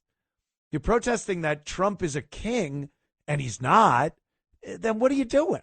There's nothing real there. So, Liz Warren, of course, she will jump on anything like Kamala. She'll jump on anything to try to keep her face out there and try to stay relevant. She's one of the most irrelevant politicians. She had this one shining moment as a Democrat candidate during the primaries in 2020. If you remember, she was the front runner for a couple hours, I think. She was the front runner. And they were speculating. You know how they get. It's like, oh, well, President Warren. We could have a President Warren. And then she just went right down the crapper. But that was it. And since then, for some reason, they continue to put cameras in her face, or they post, or the news will play comments when she's on social media. But here she is calling out Donald Trump as a king. Let's talk about no kings. All week, Trump has been saying, I am not a king, I am not a king. But let's take a look at what he actually did this week. Okay. He bulldozed the entire east wing of the White House to build his $250 million ballroom for himself and his donors. He moved ahead with unilaterally finding $40 billion to hand over to Argentina at the expense of American farmers. His administration imposed new restrictions on what reporters can see or report on in the Department of Defense. He wants the Justice Department to pay him $230 million for made-up claims. He refused to meet with the Democrats in Congress to end a government shutdown, leaving millions of people with higher health care bills. And he did nothing, zero, to bring down costs for American families. Each and every day, Trump walks around his gold-plated office pretending to be a king. But he is not a king. We can't let any one of the lawless things that Trump does just go under the radar. We must continue to stand up and say no crowns, no thrones, no kings. That's what I'm going to do, and I'm not giving an inch. Oh, I'm not giving an inch, but I'll take 6 or 8. Oh, enough. What a load she is. Just terrible. Everything she mentioned has this little speck of fact in it, but it's all just blown out of proportion. What Trump has done, bulldozed the entire East Wing. Like to say he bulldozed the entire East Wing. So it's not the entire White House. They want to present it that way. And as far as bringing prices down, gas, energy. Do you know how important energy is to bringing down the price of everything? It's paramount. It's like the number one thing to bringing the cost of everything else down. And fuel prices are the lowest they've been since he was president last time. The 4 years of Biden, lower than any of the years Biden was president. And he said he would bring fuel prices down in the first year of his presidency. And we're seeing that. And when fuel prices come down, when energy prices come down, the price of everything goes down. The unbelievable inflation during the Biden years was killing consumers. What happened to the egg thing? Why can't they even lie about egg prices anymore? Because egg prices are down. They have to come up with things to make Trump sound like he's failing as the president. And then the other thing, we can't let him get away with these illegal things, unconstitutional. Hey, Liz, what is unconstitutional? What's illegal? You don't think for a second that these idiots like Liz Warren and her ilk, the Democrats, the insane left, would jump all over any illegal activity Trump was up to? Or if something was truly unconstitutional, that they wouldn't take action to have him impeached again or 25th Amendment the guy? They can't find anything he's doing that is against his rights and his duties as president of the United States. Believe me, I don't think I'm breaking any ground here by telling the people listening right now that if he was doing something illegal or unconstitutional, you don't think they'd pile on top of him? They have to make up things. They have to say he's doing things that are illegal or unconstitutional. And then there's nothing. They can't proceed with any type of consequence because he's not actually doing things that are illegal or unconstitutional. They lie. They lie to you. That's what they're doing. Let us never forget that. And they will continue lying to you. I won't, though. When I return in moments, it's going to be the absolute truth. Thank you for listening. It's the Anthony Cumia Show on the Red Apple Podcast Network. It's the Anthony Cumia Show on the Red Apple Podcast Network. The Anthony Cumia Show, and let's go right to the phones. The lovely Sandra from the not-so-lovely Jersey. What's up, Sandra? Well, I get so irritated when I hear people complaining about what Donald Trump is doing at the White House. To me, it's a gift that he's giving them. He's so talented. He knows how to build. So they're going to get something, from someone who knows what he's doing. And I want to read something to you that I found. John Adams, when he was the first president to go into the White House, he wrote this to his wife, Abigail, and he prayed that only... Was it the consumption, Sandra? Was it the consumption?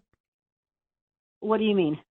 He lost his wrote wife? that- Oh, no. He was talking about the White House. He was saying that he prayed that only honest and white leaders would rule under this roof, think not of themselves, but more of the nation, the nation's future.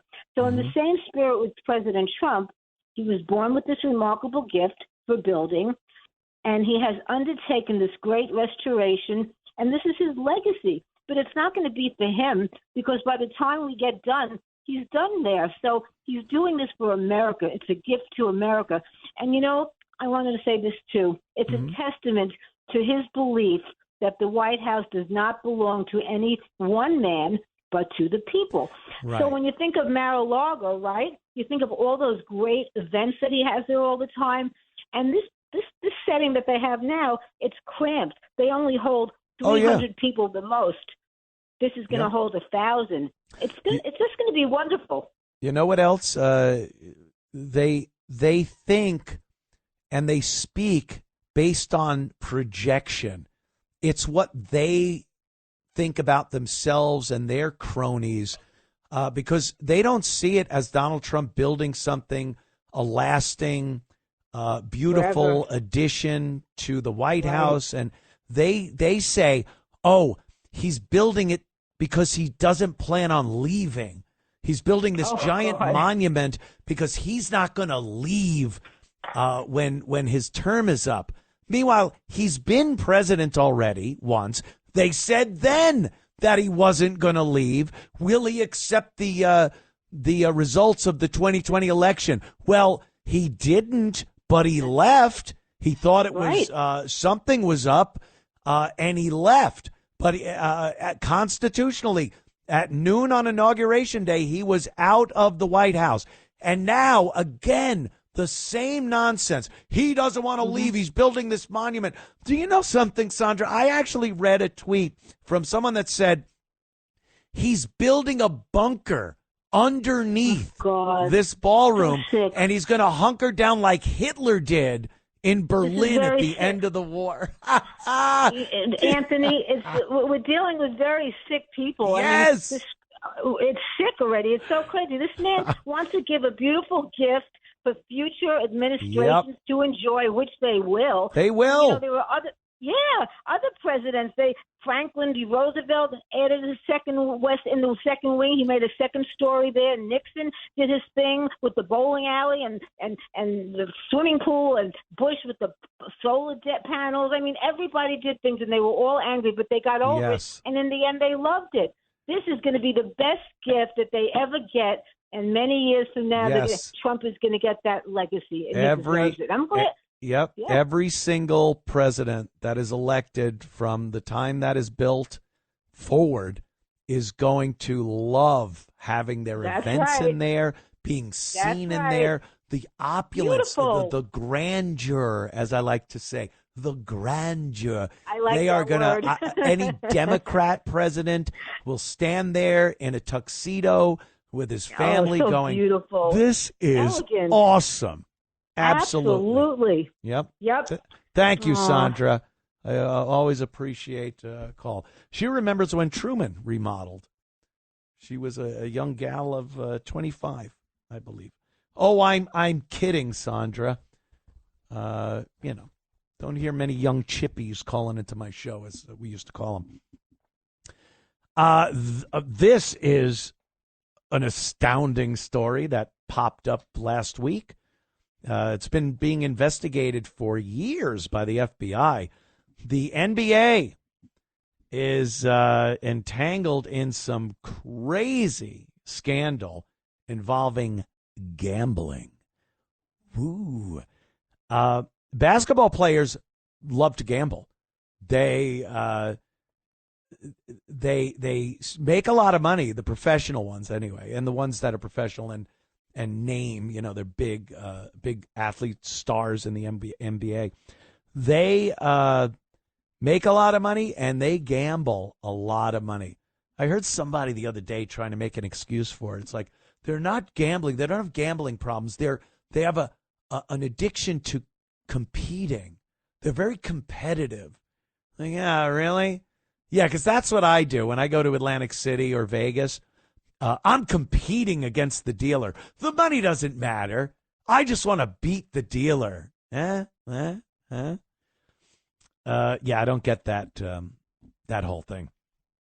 Anyway, so basically, the scam, there's like two separate scams going here, but they involve gambling. One of which is that players in the NBA have been letting people know what they'll do during the game in order for their buddies to make money betting what are called prop bets. If a basketball player, let's say, pulls himself out of the game early, and this has happened, he will not make as many points as he would have if he stayed in the whole game. And if the line that night was that this player is going to make 20 points and you pull yourself out after 10 minutes, you can bet, no, I think he's going to make under 20 points. And now you win the bet. And he called you and said, by the way, I'm going to leave the game. So your under bet is a given. So that's one thing that's been happening. The other one is a little more organized. It involves, I've heard, La Cosa Nostra, which is kind of scary. And this guy who's talking about it, these are the poker games. You get basketball players, basketball coaches, and they lure people in with their celebrity and their high stakes. I play poker with these guys. They're great. High stakes games, millions of dollars. So they bring these people in to these poker games, and the game is a cheat. The whole thing is a scam. They're wearing glasses. A couple of the guys at the table wearing glasses where they can see the suit and the card, whether it's Queen of Hearts, whatever it is, they can see that on the back of the cards. So, they're obviously, they got an advantage and they're going to win. So they've been doing that. And this one guy is now saying that it wasn't an NBA player that lured him into one of these games. It was an NFL star. And with the mob involved, I think every single sport is tainted. Every single one. Purported victim of the Texas jewelers linked to the NBA cheating ring says he and his poker buddies were scammed out of nearly $1 million in a single night, but that the fraudsters used an ex-NFL player, not a basketball star, as their front man. The stunning claim could mean that exploding NBA gambling scandal could be much bigger than prosecutors have thought thus far. During the game, we were around a bunch of bad guys, and they were trying to suck every bit away from us, and they did. They did a good job, and I'm still shell-shocked to this day from that night. A source who did not want to be named told the Post. I wouldn't want to be named either. That sounds like some scary stuff. He said he was invited to the high-privilege, high-stakes poker game with a really solid group of people. We would never have been there if not for a professional athlete. He refused to name the athlete, but indicated it was a former NFL player. Until now, the scandals revolved around the NBA players and coaches. 2 pro basketball players are named by prosecutors in the sprawling poker case, which alleges the fraudsters and mobsters fixed the big money games using sophisticated cheating techniques like X-ray rigged card tables, crooked shufflers, and special glasses and contact lenses, according to the indictment. This is crazy. This is going to make a really good movie at some point. Basketball Hall of Famer Chauncey Billups and former NBA player Damon Jones were named. The fixers called their deep-pocket victims fish, while the high-profile athletes who lured them to the tables were called face cards. All right. Well, we'll continue with some of this and after the break, because this is a huge, huge story. A lot of people are going to be in big trouble, and the mob is involved. Finally, the mafia's back. Back in minutes with more of the show. It's the Anthony Cumia Show on the Red Apple Podcast Network. It's the Anthony Cumia Show on the Red Apple Podcast Network. Yes, the Anthony Cumia Show. Yeah, this NBA scandal, and I said right from the start, this is going to be a professional sports scandal. I mean, think about it. Just the NBA? You don't think football, especially if it's the mafia infiltrating this and getting some of these players to do some nefarious things for money? And some of these guys, they're making $25 million. You think it's a financial motivation that, you can make a few bucks? And how much are they making from this? Let's say they took those card plays for $1 million that night. You're the guy that bamboozled them to sit down at this poker table. You told them it's a stand-up game, high stakes, good bunch of guys. How much are you making from that? You make $25 million. How much are you making out of the $1 million they took those fish for? I think the mob is pocketing the most of it. I don't know the mob is that generous with their proceeds. It just doesn't seem worth it. And that's where I get to the second part of this. And I mentioned this on my internet show all week long last week. Why would you do this? And these guys are arrested. The FBI arrested them. The mafia is involved. They could get RICO charges on them. So what do? I go, what is the lawyer going to do as a defense for these players and coaches?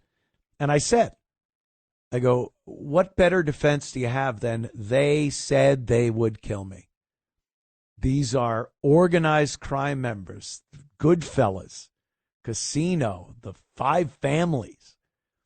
And they told me I had to do this. And if I said anything to anyone, me, my family, my friends, the threats, whatever it is, and whether that was really happening or not, that is your go-to defense.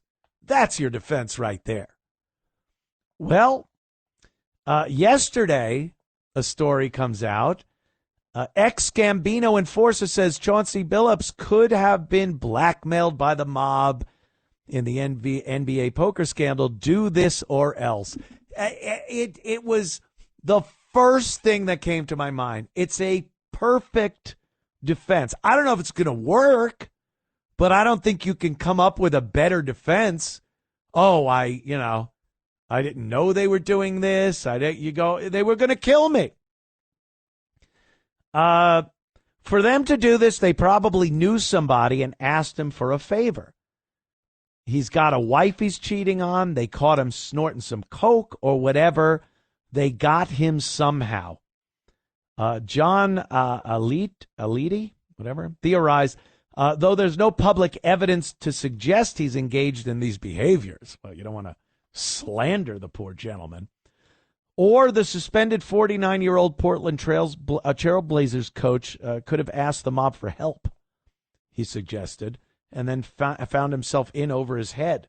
Either they're blackmailing him or he asked for a favor in the past and they slowly use him and then they pull his neck, They choke him a little and tell him, do this or else. This makes a lot of sense. Basketball players are not the most loyal, trustworthy, moral people out there. There was a time we were up in Massachusetts with the O&A show, and I forgot how, but we somehow got the phone numbers of a bunch of basketball players, and we were able to check their messages. Professional Boston Celtics basketball players.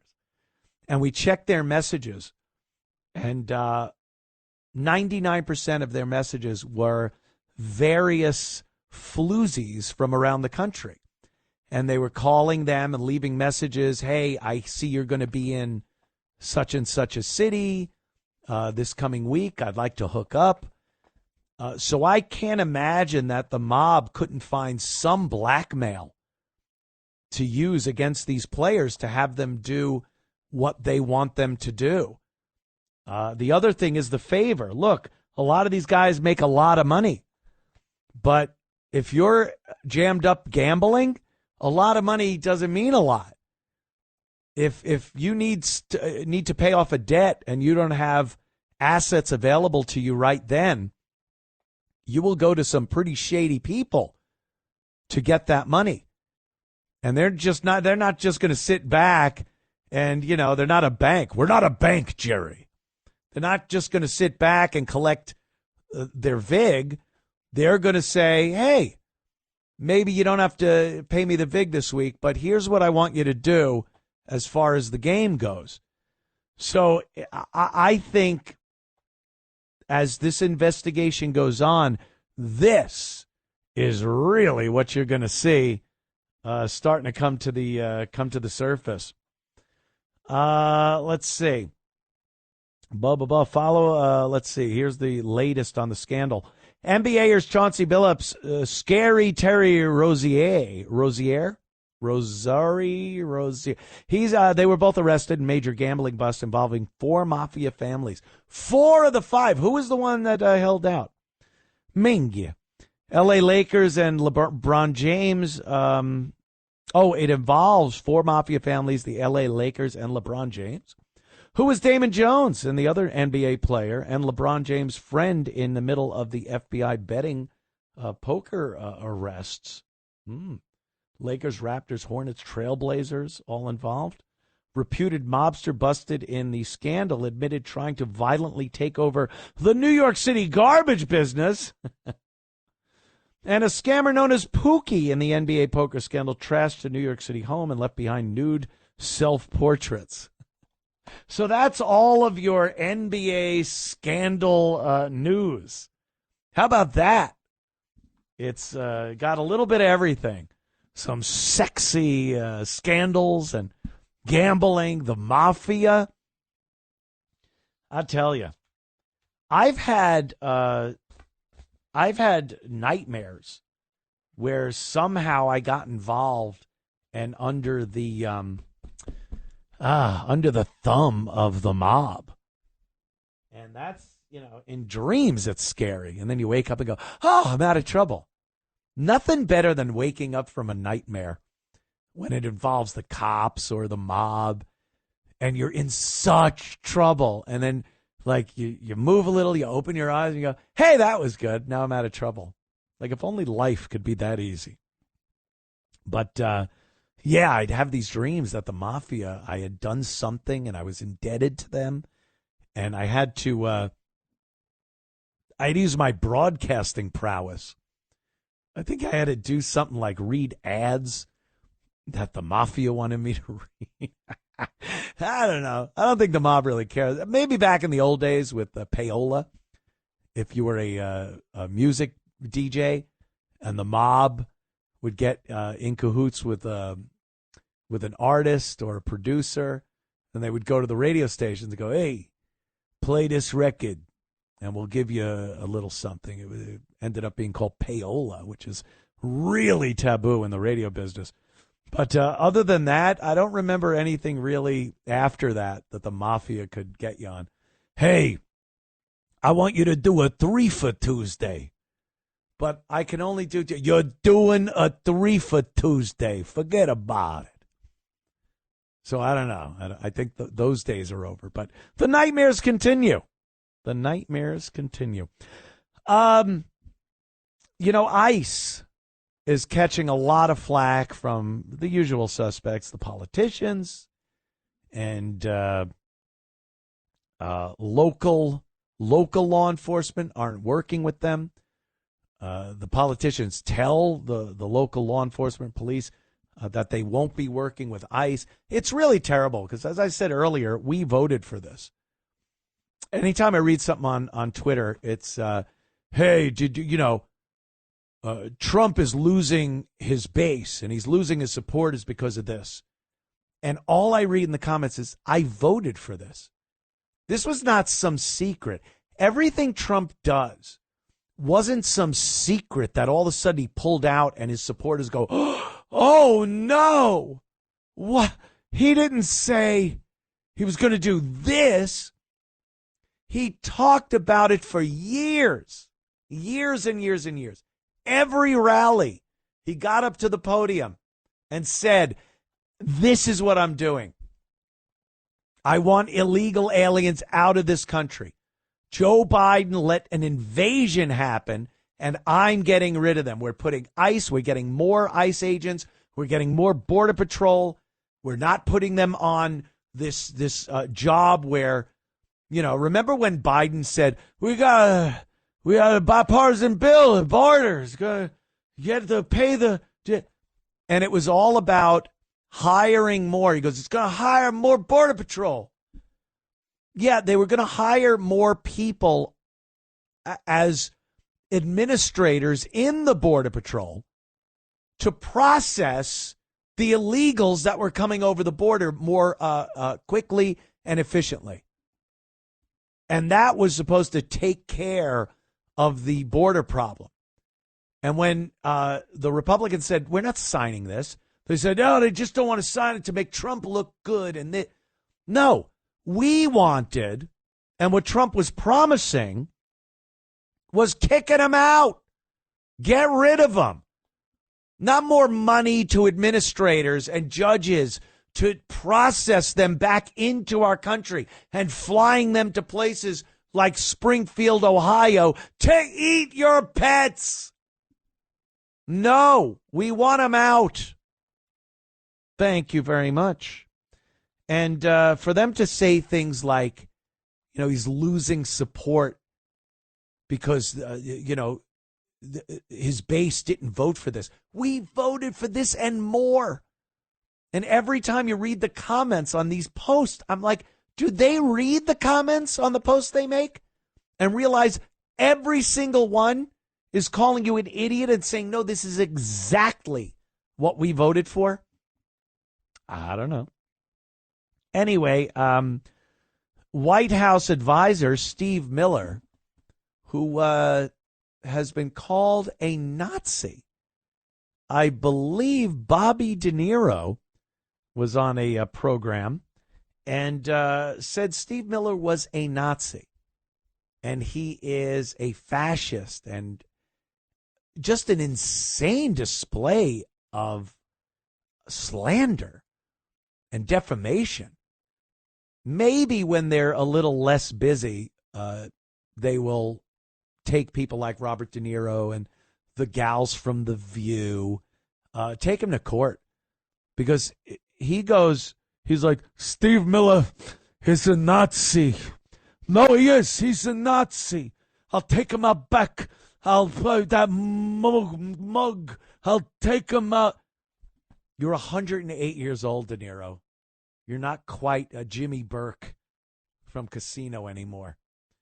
You look ridiculous trying to stomp someone with a hurricane. So Steve Miller was letting the ICE agents know that even though these politicians are talking about having them arrested and convicted and doxing them and unmasked, all the things that they want to happen to these ICE agents, Steve Miller put out a pretty powerful statement as far as their protection goes. Steve? But what we need to reassure a couple points to all ICE officers: you have federal immunity in the conduct of your duties. And anybody who lays a hand on you or tries to stop you or tries to obstruct you is committing a felony. You have immunity to perform your duties, and no one, no city official, no state official, no illegal alien, no leftist agitator or domestic insurrectionist can prevent you from fulfilling your legal obligations and duties. And the Department of Justice has made clear that if officials cross that line into obstruction, into criminal conspiracy against the United States or against ICE officers, then they will face justice. Yep. Exactly. That's what we want to hear. And they should. Everyone from the top down. Let's take a city like Portland. If they want to send ICE agents in there to round up illegal aliens and ICE and Border Patrol go in there to do their jobs as per the President of the United States, and anyone interferes with that, from the governor to local mayors to law enforcement, they should all be held accountable to the fullest extent of the law. That's right. Damn them.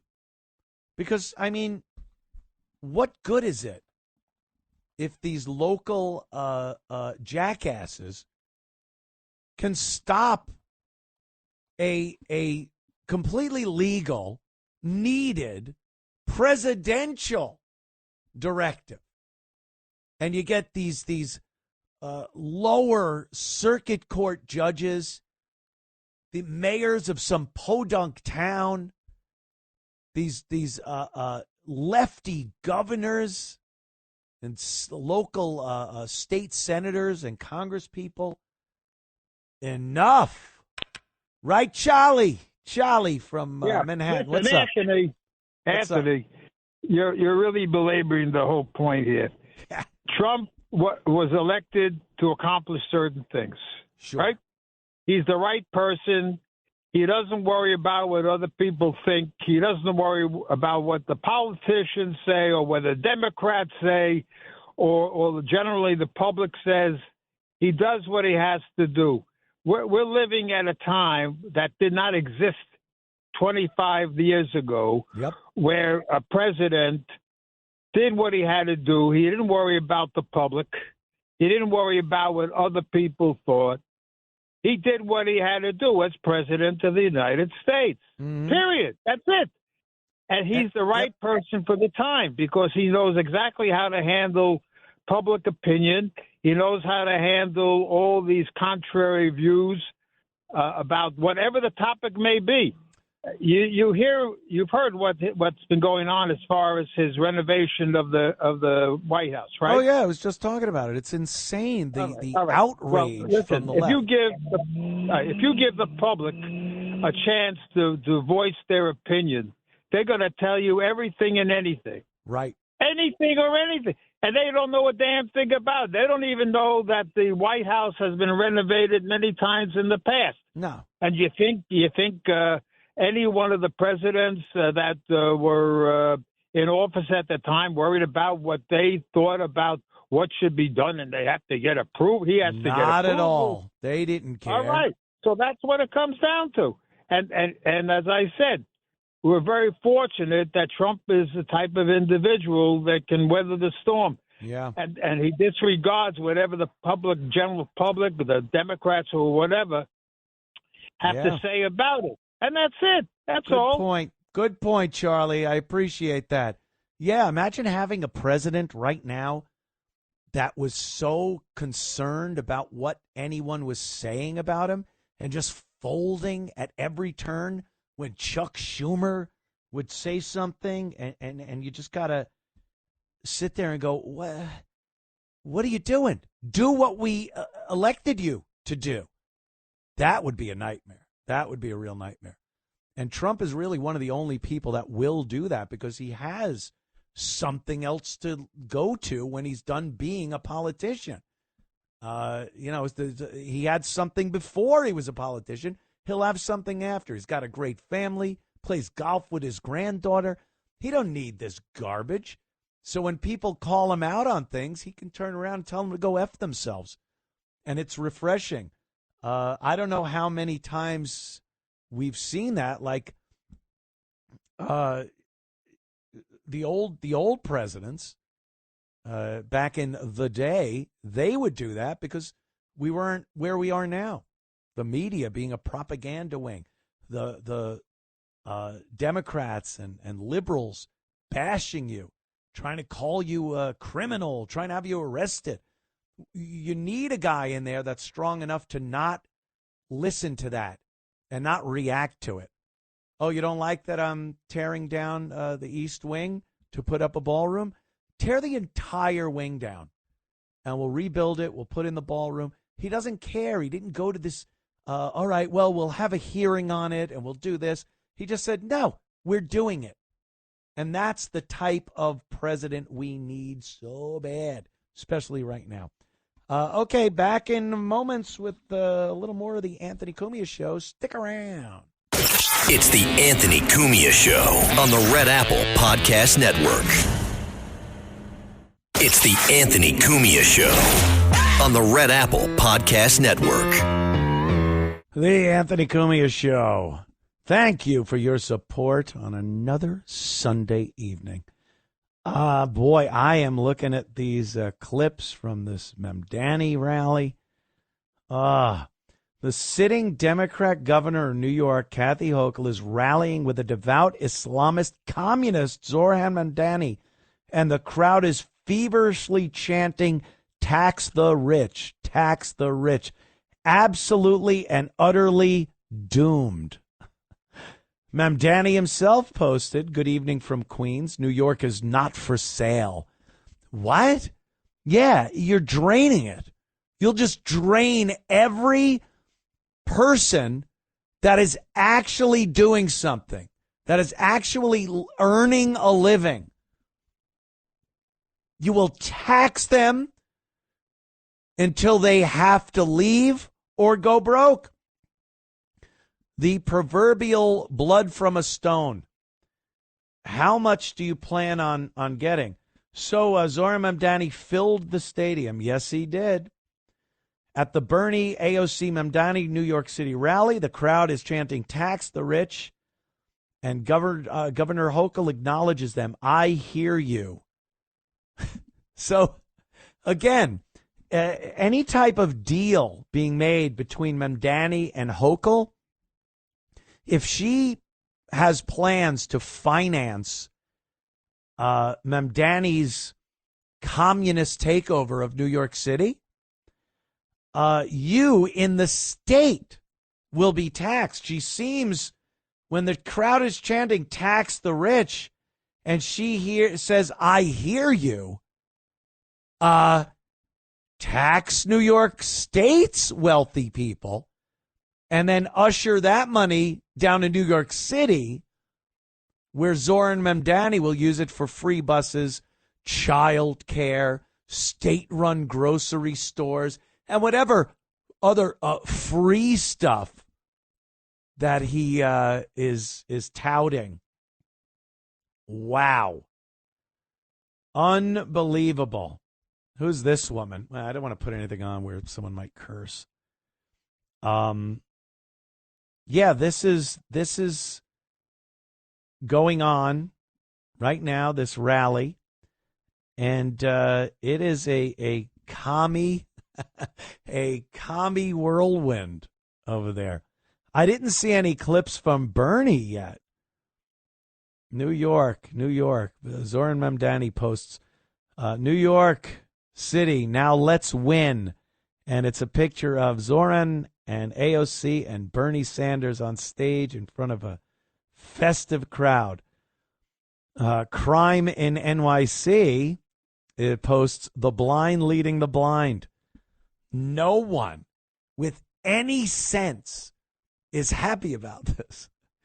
Every single one of these people, I'm gonna look at the clips and see when they talk to these people that were attending this rally and see how absolutely nuts they are. Because I can't imagine one person would have a reasonable take on anything when you're looking at Mamdani's plans to tax the hell out of any constructive, actual a person in New York that contributes to society. He's the punching bag. That's the person you're taking from. And then you're paying for programs that are abominable. Huge wastes of money. Communist programs. And then, of course, the Islam angle. Abby Stein, "Beyond proud to say that I voted for Zohran Mamdani." And there she is, just looking like another one of these damn liberal nuts. I hope you enjoy this, people. I really, really hope you understand what this means. New York has fallen. It's a video of a bunch of Muslims, a giant group of Muslims praying in New York City. That's what they want. That is what they want of New York. They want to make it just like Minneapolis, Dearborn, Michigan, all of these other places in the United States that have been taken over by Islamic leadership. Good luck, New York. All right, people. Hey, I definitely appreciate it. Go to my X account, Anthony Cumia, and keep track of what I'm doing there. And we'll see you back here next Sunday. Right back here. I love doing the show, and I love my audience. We'll see you next week.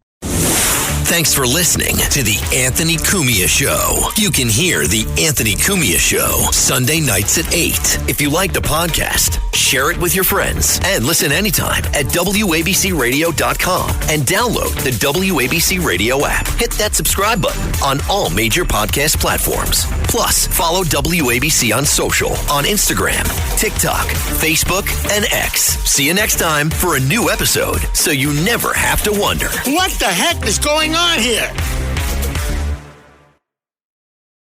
Homeowners, when was the last time you checked on your home title? That's the legal record proving that you own your home. If your answer's never, then this is for you. Scammers, yeah, they're stealing titles and the equity in your home. That's their target. That's why I partnered with Home Title Lock, so you can find out today if you're already a victim. Use my promo code Anthony at HomeTitleLock.com, and you'll get a free title history report. Plus, you'll get a free trial of their $1 million triple lock protection.